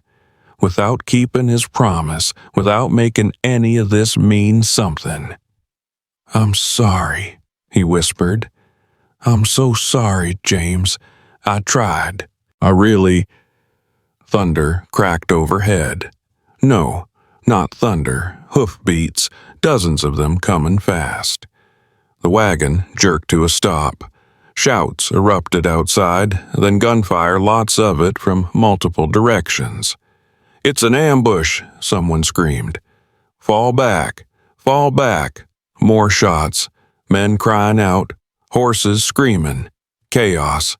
James threw himself over Sarah, protecting her with his small body. Noel tried to shield them both, but could barely move. Then the wagon's canvas ripped open and a face appeared. Young, native, familiar, Henry. "Hold on," the Ute scout shouted. He grabbed Sarah, first passing her to someone outside, then James. Then he looked at Noel. "Jesus, you're hit bad." "Kim," Noel gasped. "Where's—" "Getting the treaty. She's 3 hours north with the elders." Henry grabbed Noel's good arm and started pulling. "We've got miners and Ute warriors. Word spread about what Crane did at the land office. People are done being afraid." Noel slid from the wagon, biting back a scream as his wounded leg hit the ground. Henry caught him surprisingly strong for someone so lean. Around them, the battle was ending. Crane's men were fleeing into the darkness, outnumbered and outfought. The miners, maybe 20 of them, stood with rifles and pickaxes. Beside them, Utah warriors on horseback watched the retreating riders with cold satisfaction. "We need to get you to town," Henry said. "Get those bullets out before—" "No." Noel grabbed Henry's arm. "The facility. Crane's prison. There are people there. Ute people. Prisoners. We have to free them." "You're bleeding out. You need a doctor."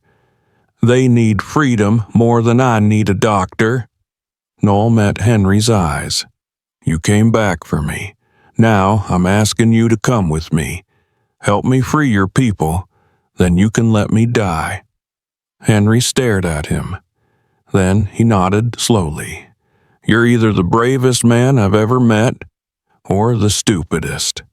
"Probably both." Henry turned to the assembled miners and warriors. Who's willing to hit Crane's facility free the prisoners? Every hand went up. A grizzled miner stepped forward. That facility took my son 8 months ago. Haven't seen him since. I'll burn it to the ground if you point me at it. Others voiced agreement. The Ute warriors spoke rapidly in their language, but their meaning was clear. They were ready to fight. Then, let's move, Henry said, before Crane regroups. They fashioned a rough stretcher from wagon boards and canvas, loaded Noel onto it. He gritted his teeth against the pain, refusing to pass out. Not yet. Not until the prisoners were free. James appeared at his side. I'm coming too. No, you're staying with Sarah. There's a woman here, Mrs. Patterson, from the next farm over. She'll keep you safe. But no arguments. This is dangerous, and your mother would kill me if... Noel stopped, managed a weak smile. Your mother's going to kill me anyway when she sees what I've done to her farm. Don't give her another reason. James's jaw trembled. Then he did something unexpected. He grabbed Noel's good hand and squeezed it hard. Come back, the boy whispered. Please come back. I'll try. They rode hard through the night. Noel drifted in and out of consciousness, jarred awake each time the stretcher bounced over rough ground. The pain was constant now, a fire burning through his entire body. Only the silver scar's faint warmth kept him anchored to the world. By the time they reached the facility, the sky was beginning to lighten. Dawn was coming, and with it, Noel could feel his strength leaving. There, Henry whispered, pointing through the trees. The prison compound looked different in the pre-dawn light. Smaller, more vulnerable. The guard towers were manned, but the guards looked bored, unprepared for an attack. Why would they be prepared? Nobody knew this place existed except Crane's people and the prisoners who'd never leave. Until now. Henry gathered the group close. Miners, take the front gate. Make noise, draw their attention.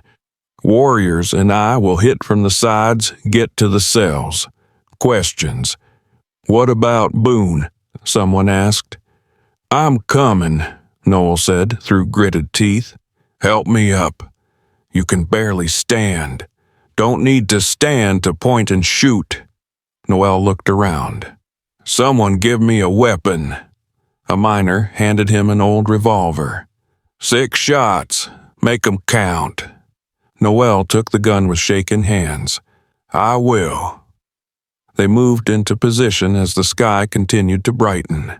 Noel leaned against a tree, using it to stay upright. His vision kept blurring. His hands wouldn't stop trembling, but he was here, still fighting. Henry raised his hand, held it up for 3 seconds. 2, 1, he dropped his hand. The miners charged the gate with a roar, firing rifles and swinging pickaxes.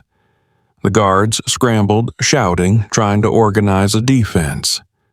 Henry and the warriors went over the fence like shadows. Noel hobbled after them, each step agony.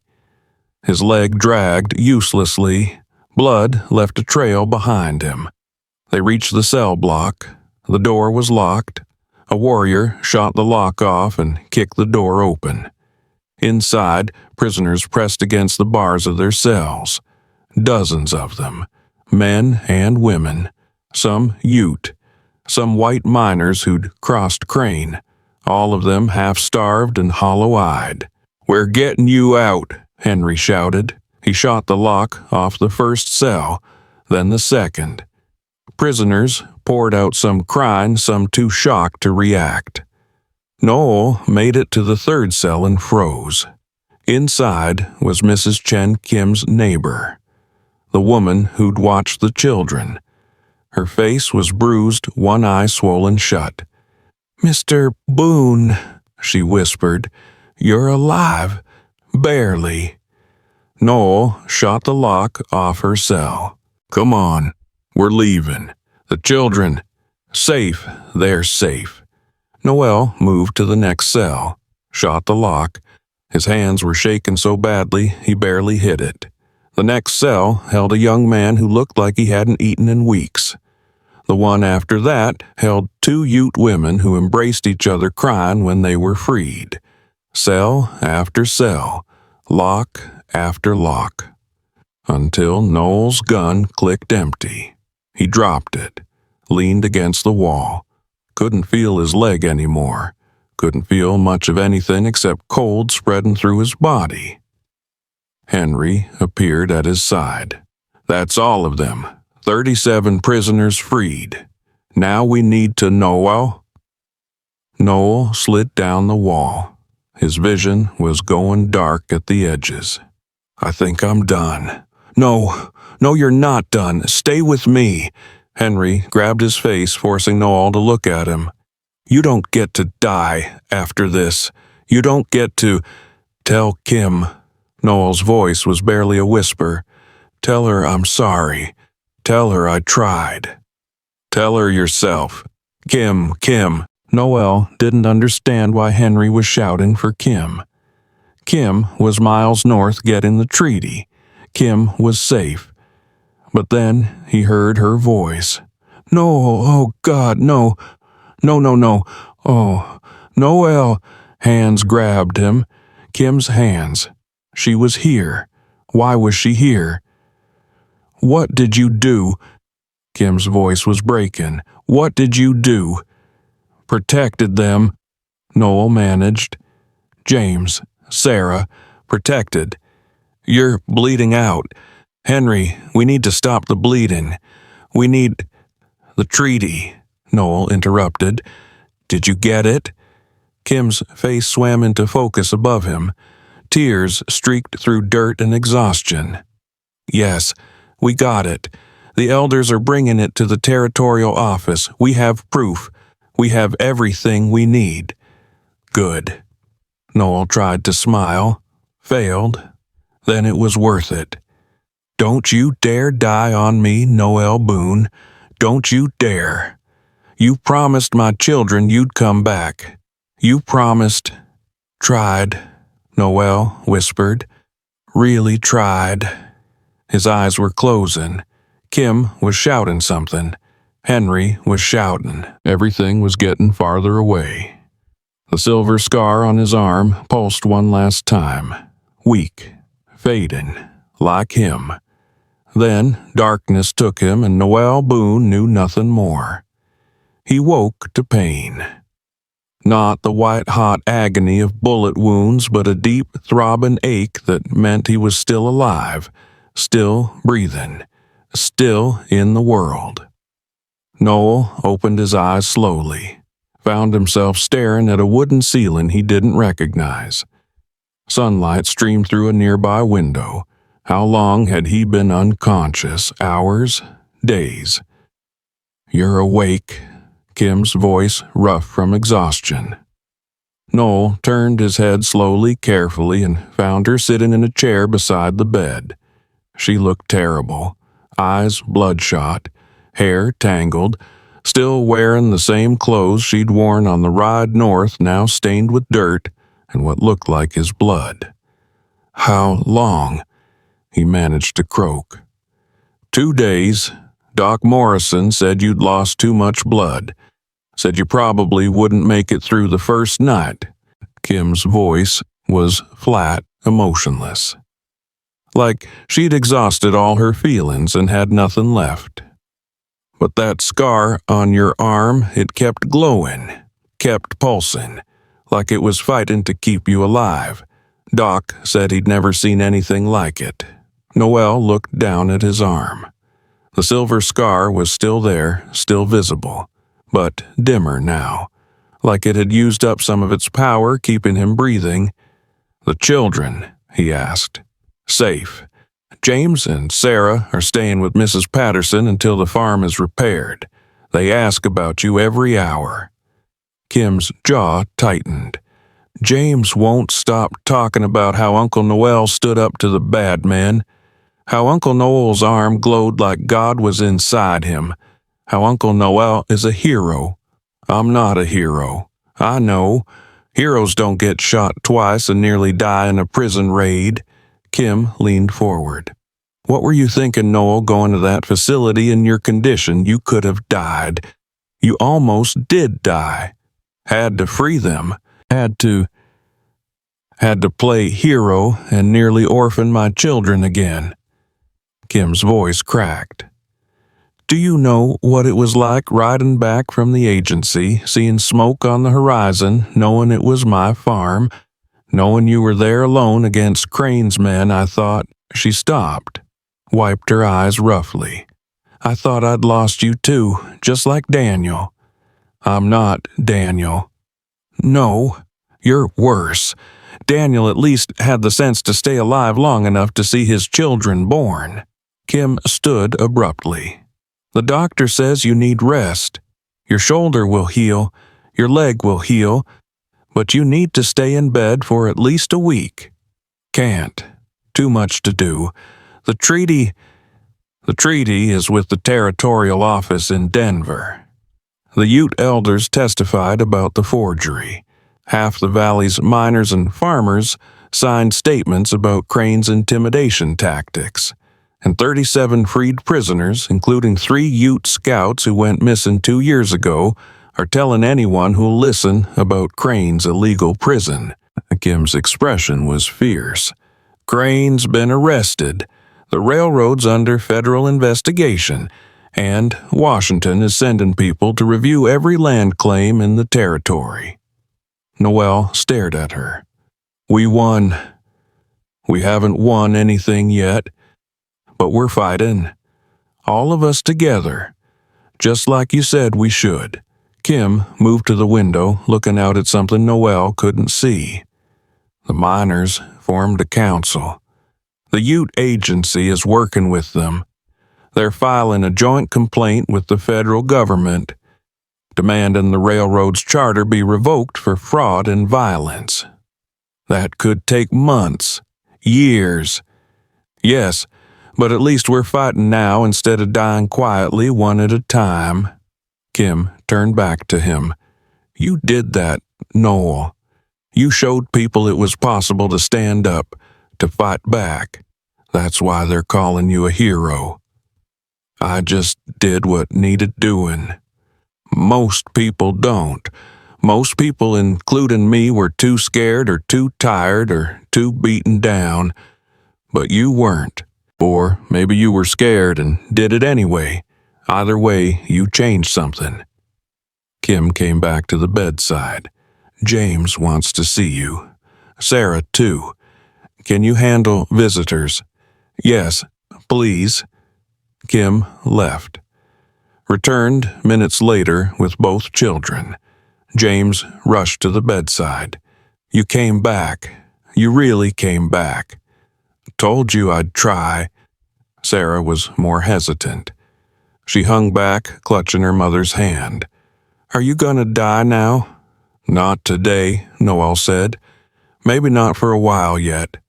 Good, 'cause I don't want another funeral. Funerals are sad. James was staring at Noel's scarred arm. Can I see it, the silver? Everyone's talking about it. They say it's magic. They say God put it in you. I don't know what it is, Noel admitted. He pulled back his sleeve, showing the silver scar. It gleamed faintly in the sunlight. James reached out tentatively, stopped just before touching it. Does it hurt? Not anymore. Sometimes it's warm. Sometimes it pulls like it wants to go somewhere. Where? The mine, I think. Where it came from. Can you take it out?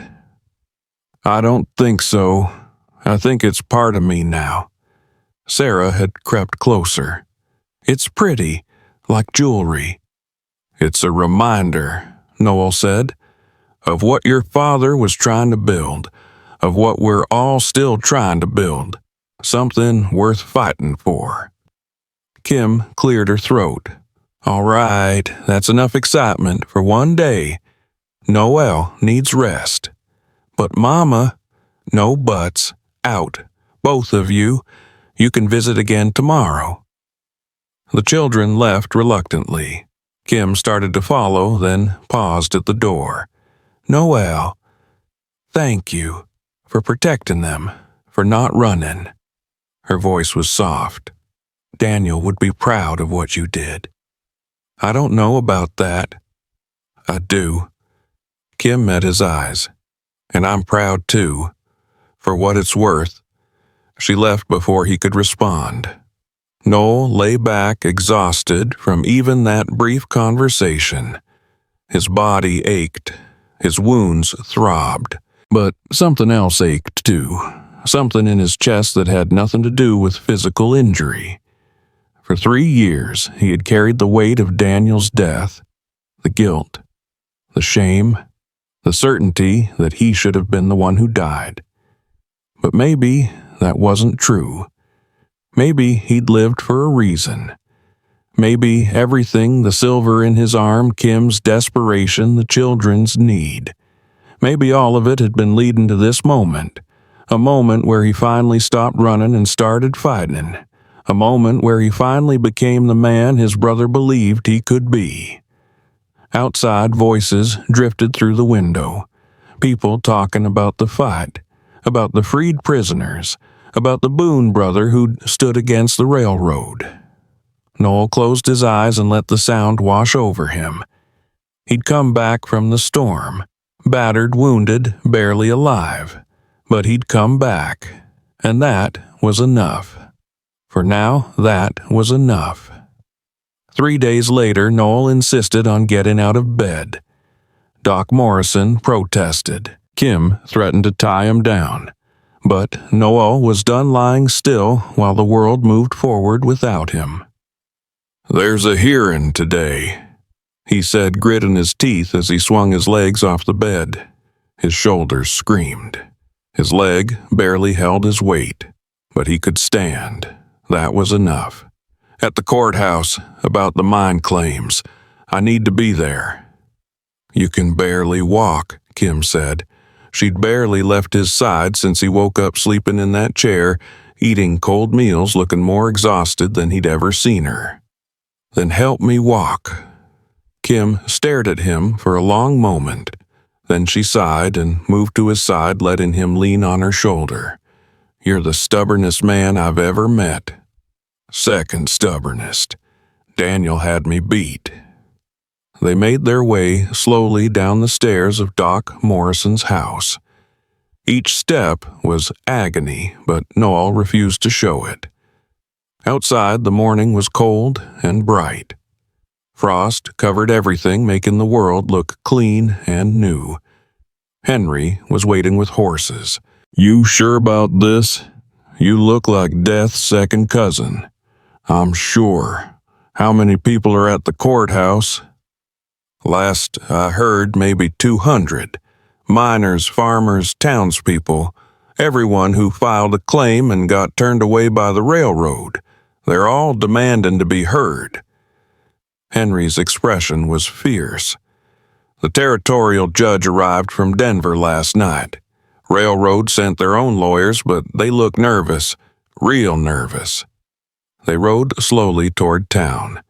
Noel had to stop twice when the pain got too bad, when his vision went gray at the edges. But each time he forced himself to continue. "Why are you doing this?" Kim asked quietly as they rode. "You've done enough. More than enough. Let other people carry the fight now. Can't. Not until it's finished." "When is it finished, Noel? When you're dead? When you've destroyed yourself trying to make up for Daniel?" Noel was quiet for a long moment. "I'm not trying to make up for Daniel anymore. I'm trying to do what's right. There's a difference." "Is there? Because from where I'm sitting, it looks the same. You're still punishing yourself, still trying to die for something." "Maybe." Noel looked at her. "Or maybe I'm trying to live for something instead. First time in 3 years. Kim's eyes glistened, but she said nothing more. The courthouse square was packed when they arrived. People filled every available space, standing in the street, sitting on wagon beds, crowding the courthouse steps. The noise was enormous. Everyone talking at once, a chorus of anger and hope and determination. When they saw Noel, the crowd went quiet. Then someone started clapping. Another person joined in. Then another. Within seconds, the entire square was applauding, some people cheering, others just watching with tears in their eyes. Noel felt his face burn. "I don't deserve this." "Yes, you do," Henry said quietly. "You gave them something they'd lost. Hope." They made their way through the crowd. People reached out to touch Noel's arm, the scarred one, like it was a relic, like it held power. He wanted to tell them it was just silver, just metal, nothing magical. But maybe they were right. Maybe it was more than metal. Maybe it was proof that sometimes the impossible happened. That sometimes the powerless got a weapon. That sometimes one person could make a difference. The courthouse doors opened and a clerk appeared. "The judge is ready. All parties with claims, please enter." The crowd surged forward. The clerk held up his hands. "Order. We'll hear testimony from representatives only. The rest of you will have to wait outside." "Like hell," someone shouted. "We've been waiting for years." The crowd roared agreement. The clerk looked terrified. Then a voice cut through the noise like a knife. "Let them in." Everyone turned. A tall man in a black robe stood in the doorway. The territorial judge from Denver. He surveyed the crowd with sharp eyes. If these people have waited years for justice, they deserve to witness it being served. Open the courtroom. All of it. Pack them in. I want every seat filled and every wall lined. Let the railroad see what they've done. The clerk hesitated. "Your Honor, there's not enough room." "Then they'll stand. Move." The crowd poured into the courthouse. Noel, Kim, and Henry were carried along like leaves in a flood. They ended up near the front, close enough to see the judge's bench and the tables where lawyers sat. On one side sat 3 expensive-looking men in fine suits, railroad lawyers. They looked uncomfortable with so many hostile eyes on them. On the other side sat a single Ute elder, an old man with silver hair and a weathered face that had seen 80 winters. Beside him was Henry's father, another elder, and a young white lawyer who looked barely out of school. The judge took his seat, banged his gavel 3 times. "This hearing is called to order. We're here to address mineral claims in the Silver Creek Territory and allegations of fraud regarding the Treaty of 1858 with the Ute Nation. The railroad has filed counterclaims on approximately," he consulted his papers, "147 individual claims. Is that correct?" One of the railroad lawyers stood. "Yes, Your Honor. All claims filed on land that belongs to the Rocky Mountain Railroad Company under the aforementioned treaty. And the Ute Nation contests this." The old elder stood slowly. When he spoke, his voice was quiet but clear. "The treaty the railroad cites is a lie. The real treaty of 1858 guaranteed my people permanent mineral rights to this land. We brought the original document. It's in the Ute Agency records preserved for 70 years. We asked the court to examine it and see the truth." The judge gestured. "Bring it forward." Henry's father carried a wooden box to the bench. Inside, wrapped in cloth, was a yellow document covered in careful script. The judge studied it for several minutes, his expression unreadable. Finally, he looked up. "This appears to be authentic. The signatures, the seal, the language, all consistent with federal treaties from that period. Do the railroad's lawyers wish to examine it?" The three expensive lawyers huddled together, whispering urgently. Finally, the lead lawyer stood. "Your Honor, we'd like to request a continuance to verify the document's authenticity." "Denied. You've had 3 days since this document was presented to the territorial office. That's sufficient time." The judge's voice was cold. "Now, explain to me how your version of the treaty differs from this one." "Your Honor, our version, which we received from the Department of Interior, clearly states that mineral rights were ceded to the federal government for development purposes." "Show me." The railroad lawyer produced another document. The judge compared them side by side. His face darkened. "Gentlemen, these documents have the same title, the same date, but entirely different terms. One of them is a forgery. And given that this one," he held up the Ute document, "has been in tribal custody for 70 years, sealed and witnessed while yours appeared 5 years ago, I'm inclined to believe the forgery is yours." The courtroom erupted. The judge banged his gavel. "Order! Order in this court!" The railroad lawyer's face went pale. "Your Honor, we received our document from official channels. If there was a forgery, it wasn't the railroad's doing. Then whose doing was it?" Silence. Noel found himself standing. His leg nearly buckled, but Kim and Henry caught him. "It was Thaddeus Crane." Every head turned toward him. The judge leaned forward. "And you are Noel Boon. My brother filed the original claim on the mine that started all this. Crane tried to steal it. When we fought back, he had me arrested, imprisoned, and shot. He burned the widow's farm. He ran an illegal prison where he disappeared people who opposed the railroad. And he forged that treaty to justify stealing land from everyone in this valley. Those are serious accusations. Can you prove them?" "I can." Henry stepped forward. "I'm Henry Blackfeather. I was one of Crane's prisoners. So were 36 other people he had kidnapped and held without trial. We're all here today. We can all testify." The judge's expression grew grimmer. "Where is Thaddeus Crane now?"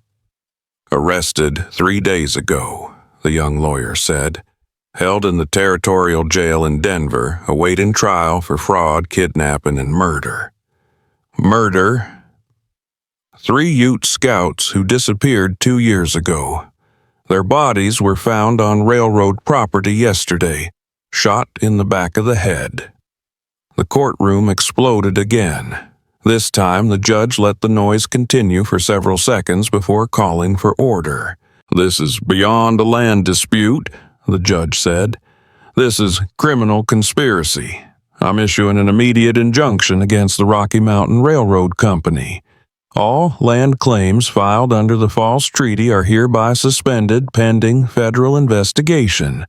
All legitimate claims filed by miners and homesteaders are to be honored, and I'm recommending that the railroad's charter be revoked entirely until this matter is resolved." He looked at the railroad lawyers.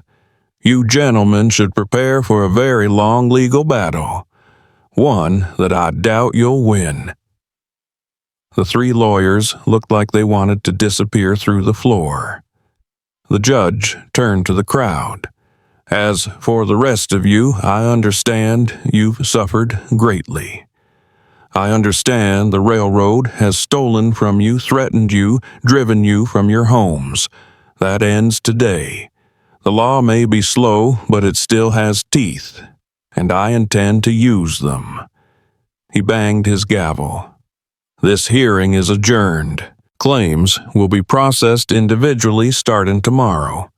Anyone who had a claim denied by Crane or the railroad should refile. They'll be reviewed fairly this time. That's my promise to you." The courtroom erupted in cheers. People were crying, hugging, shouting with joy. Kim grabbed Noel's hand and squeezed it so hard it hurt. "We won," she whispered. God, Noel, we actually won." "Not yet," Noel said. "The railroad still exists. They'll appeal. They'll fight this for years. But we proved they're criminals. We proved the treaty was forged. That's something. That's more than we had a week ago." Kim's eyes were bright with tears. Daniel would be so proud. Noel felt something break loose in his chest. 3 years of guilt, 3 years of grief finally starting to dissolve.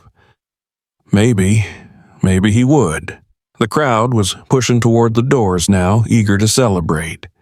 Noel let himself be carried along until they reached the courthouse steps. Outside, the cold morning had warmed slightly. The sun was bright overhead, and spread out before him was an entire valley of people who'd stood together, who'd fought together, who'd won together. Someone called his name. Noel turned to see James and Sarah running toward him, Mrs. Patterson following behind. Uncle Noel, we heard Mama's gonna get to keep the farm. Is it true?" "It's true," Noel said. He knelt down carefully, his leg protesting, and pulled both children into a hug. "Your mother's keeping the farm, and nobody's going to take it away ever again." Sarah wrapped her arms around his neck. "Does that mean you're staying? You're going to live with us?" Noel looked up at Kim. She was watching him with an expression he couldn't quite read. Hope, maybe, or fear, or something in between. "I don't know yet," Noel said honestly. "That's up to your mother." Kim came down the steps and stood before him. For a long moment, she said nothing, just looked at him with those blue eyes that had haunted his dreams for 3 years. "The farm needs work," she said finally. "The barn needs repairs. The fence has fallen down. The wheat field's burned and needs to be replanted. And I'm still broke. The bank won't foreclose now, but I still owe them money I don't have. I know. I could use help. Someone strong, someone who knows farming, someone who—" Kim stopped, started again. "Someone I can trust." "You can trust me," Noel said. "I'm not running anymore." "Promise?" "I promise." Kim held out her hand. Noel took it and let her pull him to his feet.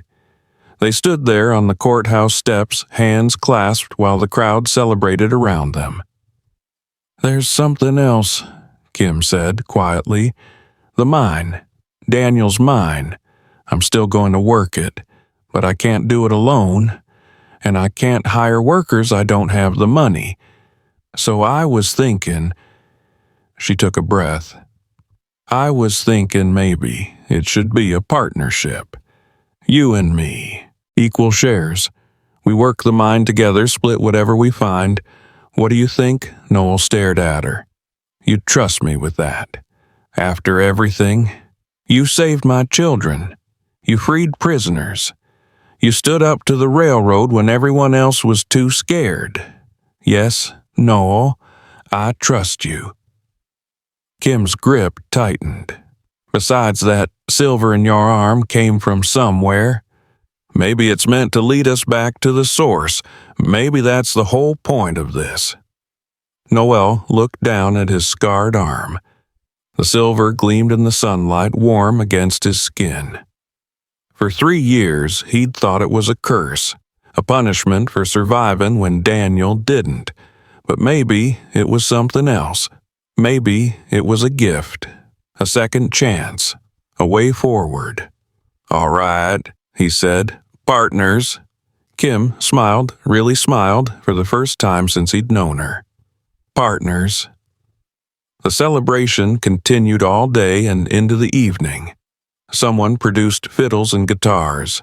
Someone else brought whiskey. The square filled with music and dancing and laughter. Noel sat on the church steps, watching. His leg hurt too much to dance. His shoulder throbbed. but for the first time in 3 years, the pain felt bearable. Henry dropped down beside him. Hell of a day. Hell of a week. My father wants to meet with you tomorrow, him and the other elders. They want to thank you for helping free our people. I didn't do anything special, just what needed doing. You did more than that. You showed everyone Ute and white miner and farmer that we're stronger together than apart. That's what the railroad feared most. People united. Henry looked at the silver scar on Noel's arm. Can I ask you something? Does it still hurt? Not anymore. Now it just feels... Noel searched for words. Right, like it belongs there. The elders say it's a sign that the mountain chose you, that the silver wanted to be found by someone who'd use it for good instead of greed. I don't know about that. I think I just got lucky. Luck doesn't make a man stand against the railroad, doesn't make a man risk his life for other people's children. That's not luck, that's character. Henry stood. You're a good man, Noel Boon. Took you a while to figure that out, but you got there. He walked away before Noel could respond. The celebration was winding down when Kim found him again. Children are asleep at Mrs. Patterson's. I should get back to the farm. Make sure nothing else is burned down. I'll ride with you. You can barely sit a horse. I'll manage. They rode slowly through the darkness. The moon was bright overhead, turning everything silver. When they reached the farm, Noel could see the damage clearly for the first time. The burned wheat field, the scorched barn, the broken windows, but the house still stood, and the land was still theirs. It's going to take months to rebuild, Kim said. Maybe years to get back to where we were. Then we'll take months, years if we have to. Noel dismounted carefully, his leg nearly given out. One day at a time. Kim was quiet for a moment. Then she said, I blamed you, you know, after Daniel died. I blamed you for being alive when he wasn't, for running away when I needed help, for leaving me alone with 2 children and a farm I couldn't manage. You had every right to blame me. I blamed myself too. But you came back. When it mattered, when I needed you most, you came back. And you didn't just come back, you fought. You stood up when I couldn't. You protected my children when I was too far away. Kim's voice broke. Daniel would have done the same thing. He would have fought until his last breath to protect us. And you did. You're more like him than you know. Noel felt tears on his face. He didn't try to hide them. I miss him. God, I miss him every day. I know. So do I. Kim stepped closer. But he's gone, and we're still here. And we have to keep living. Keep fighting. Keep building something worth fighting for. That's what he'd want. I know. They stood together in the moonlight.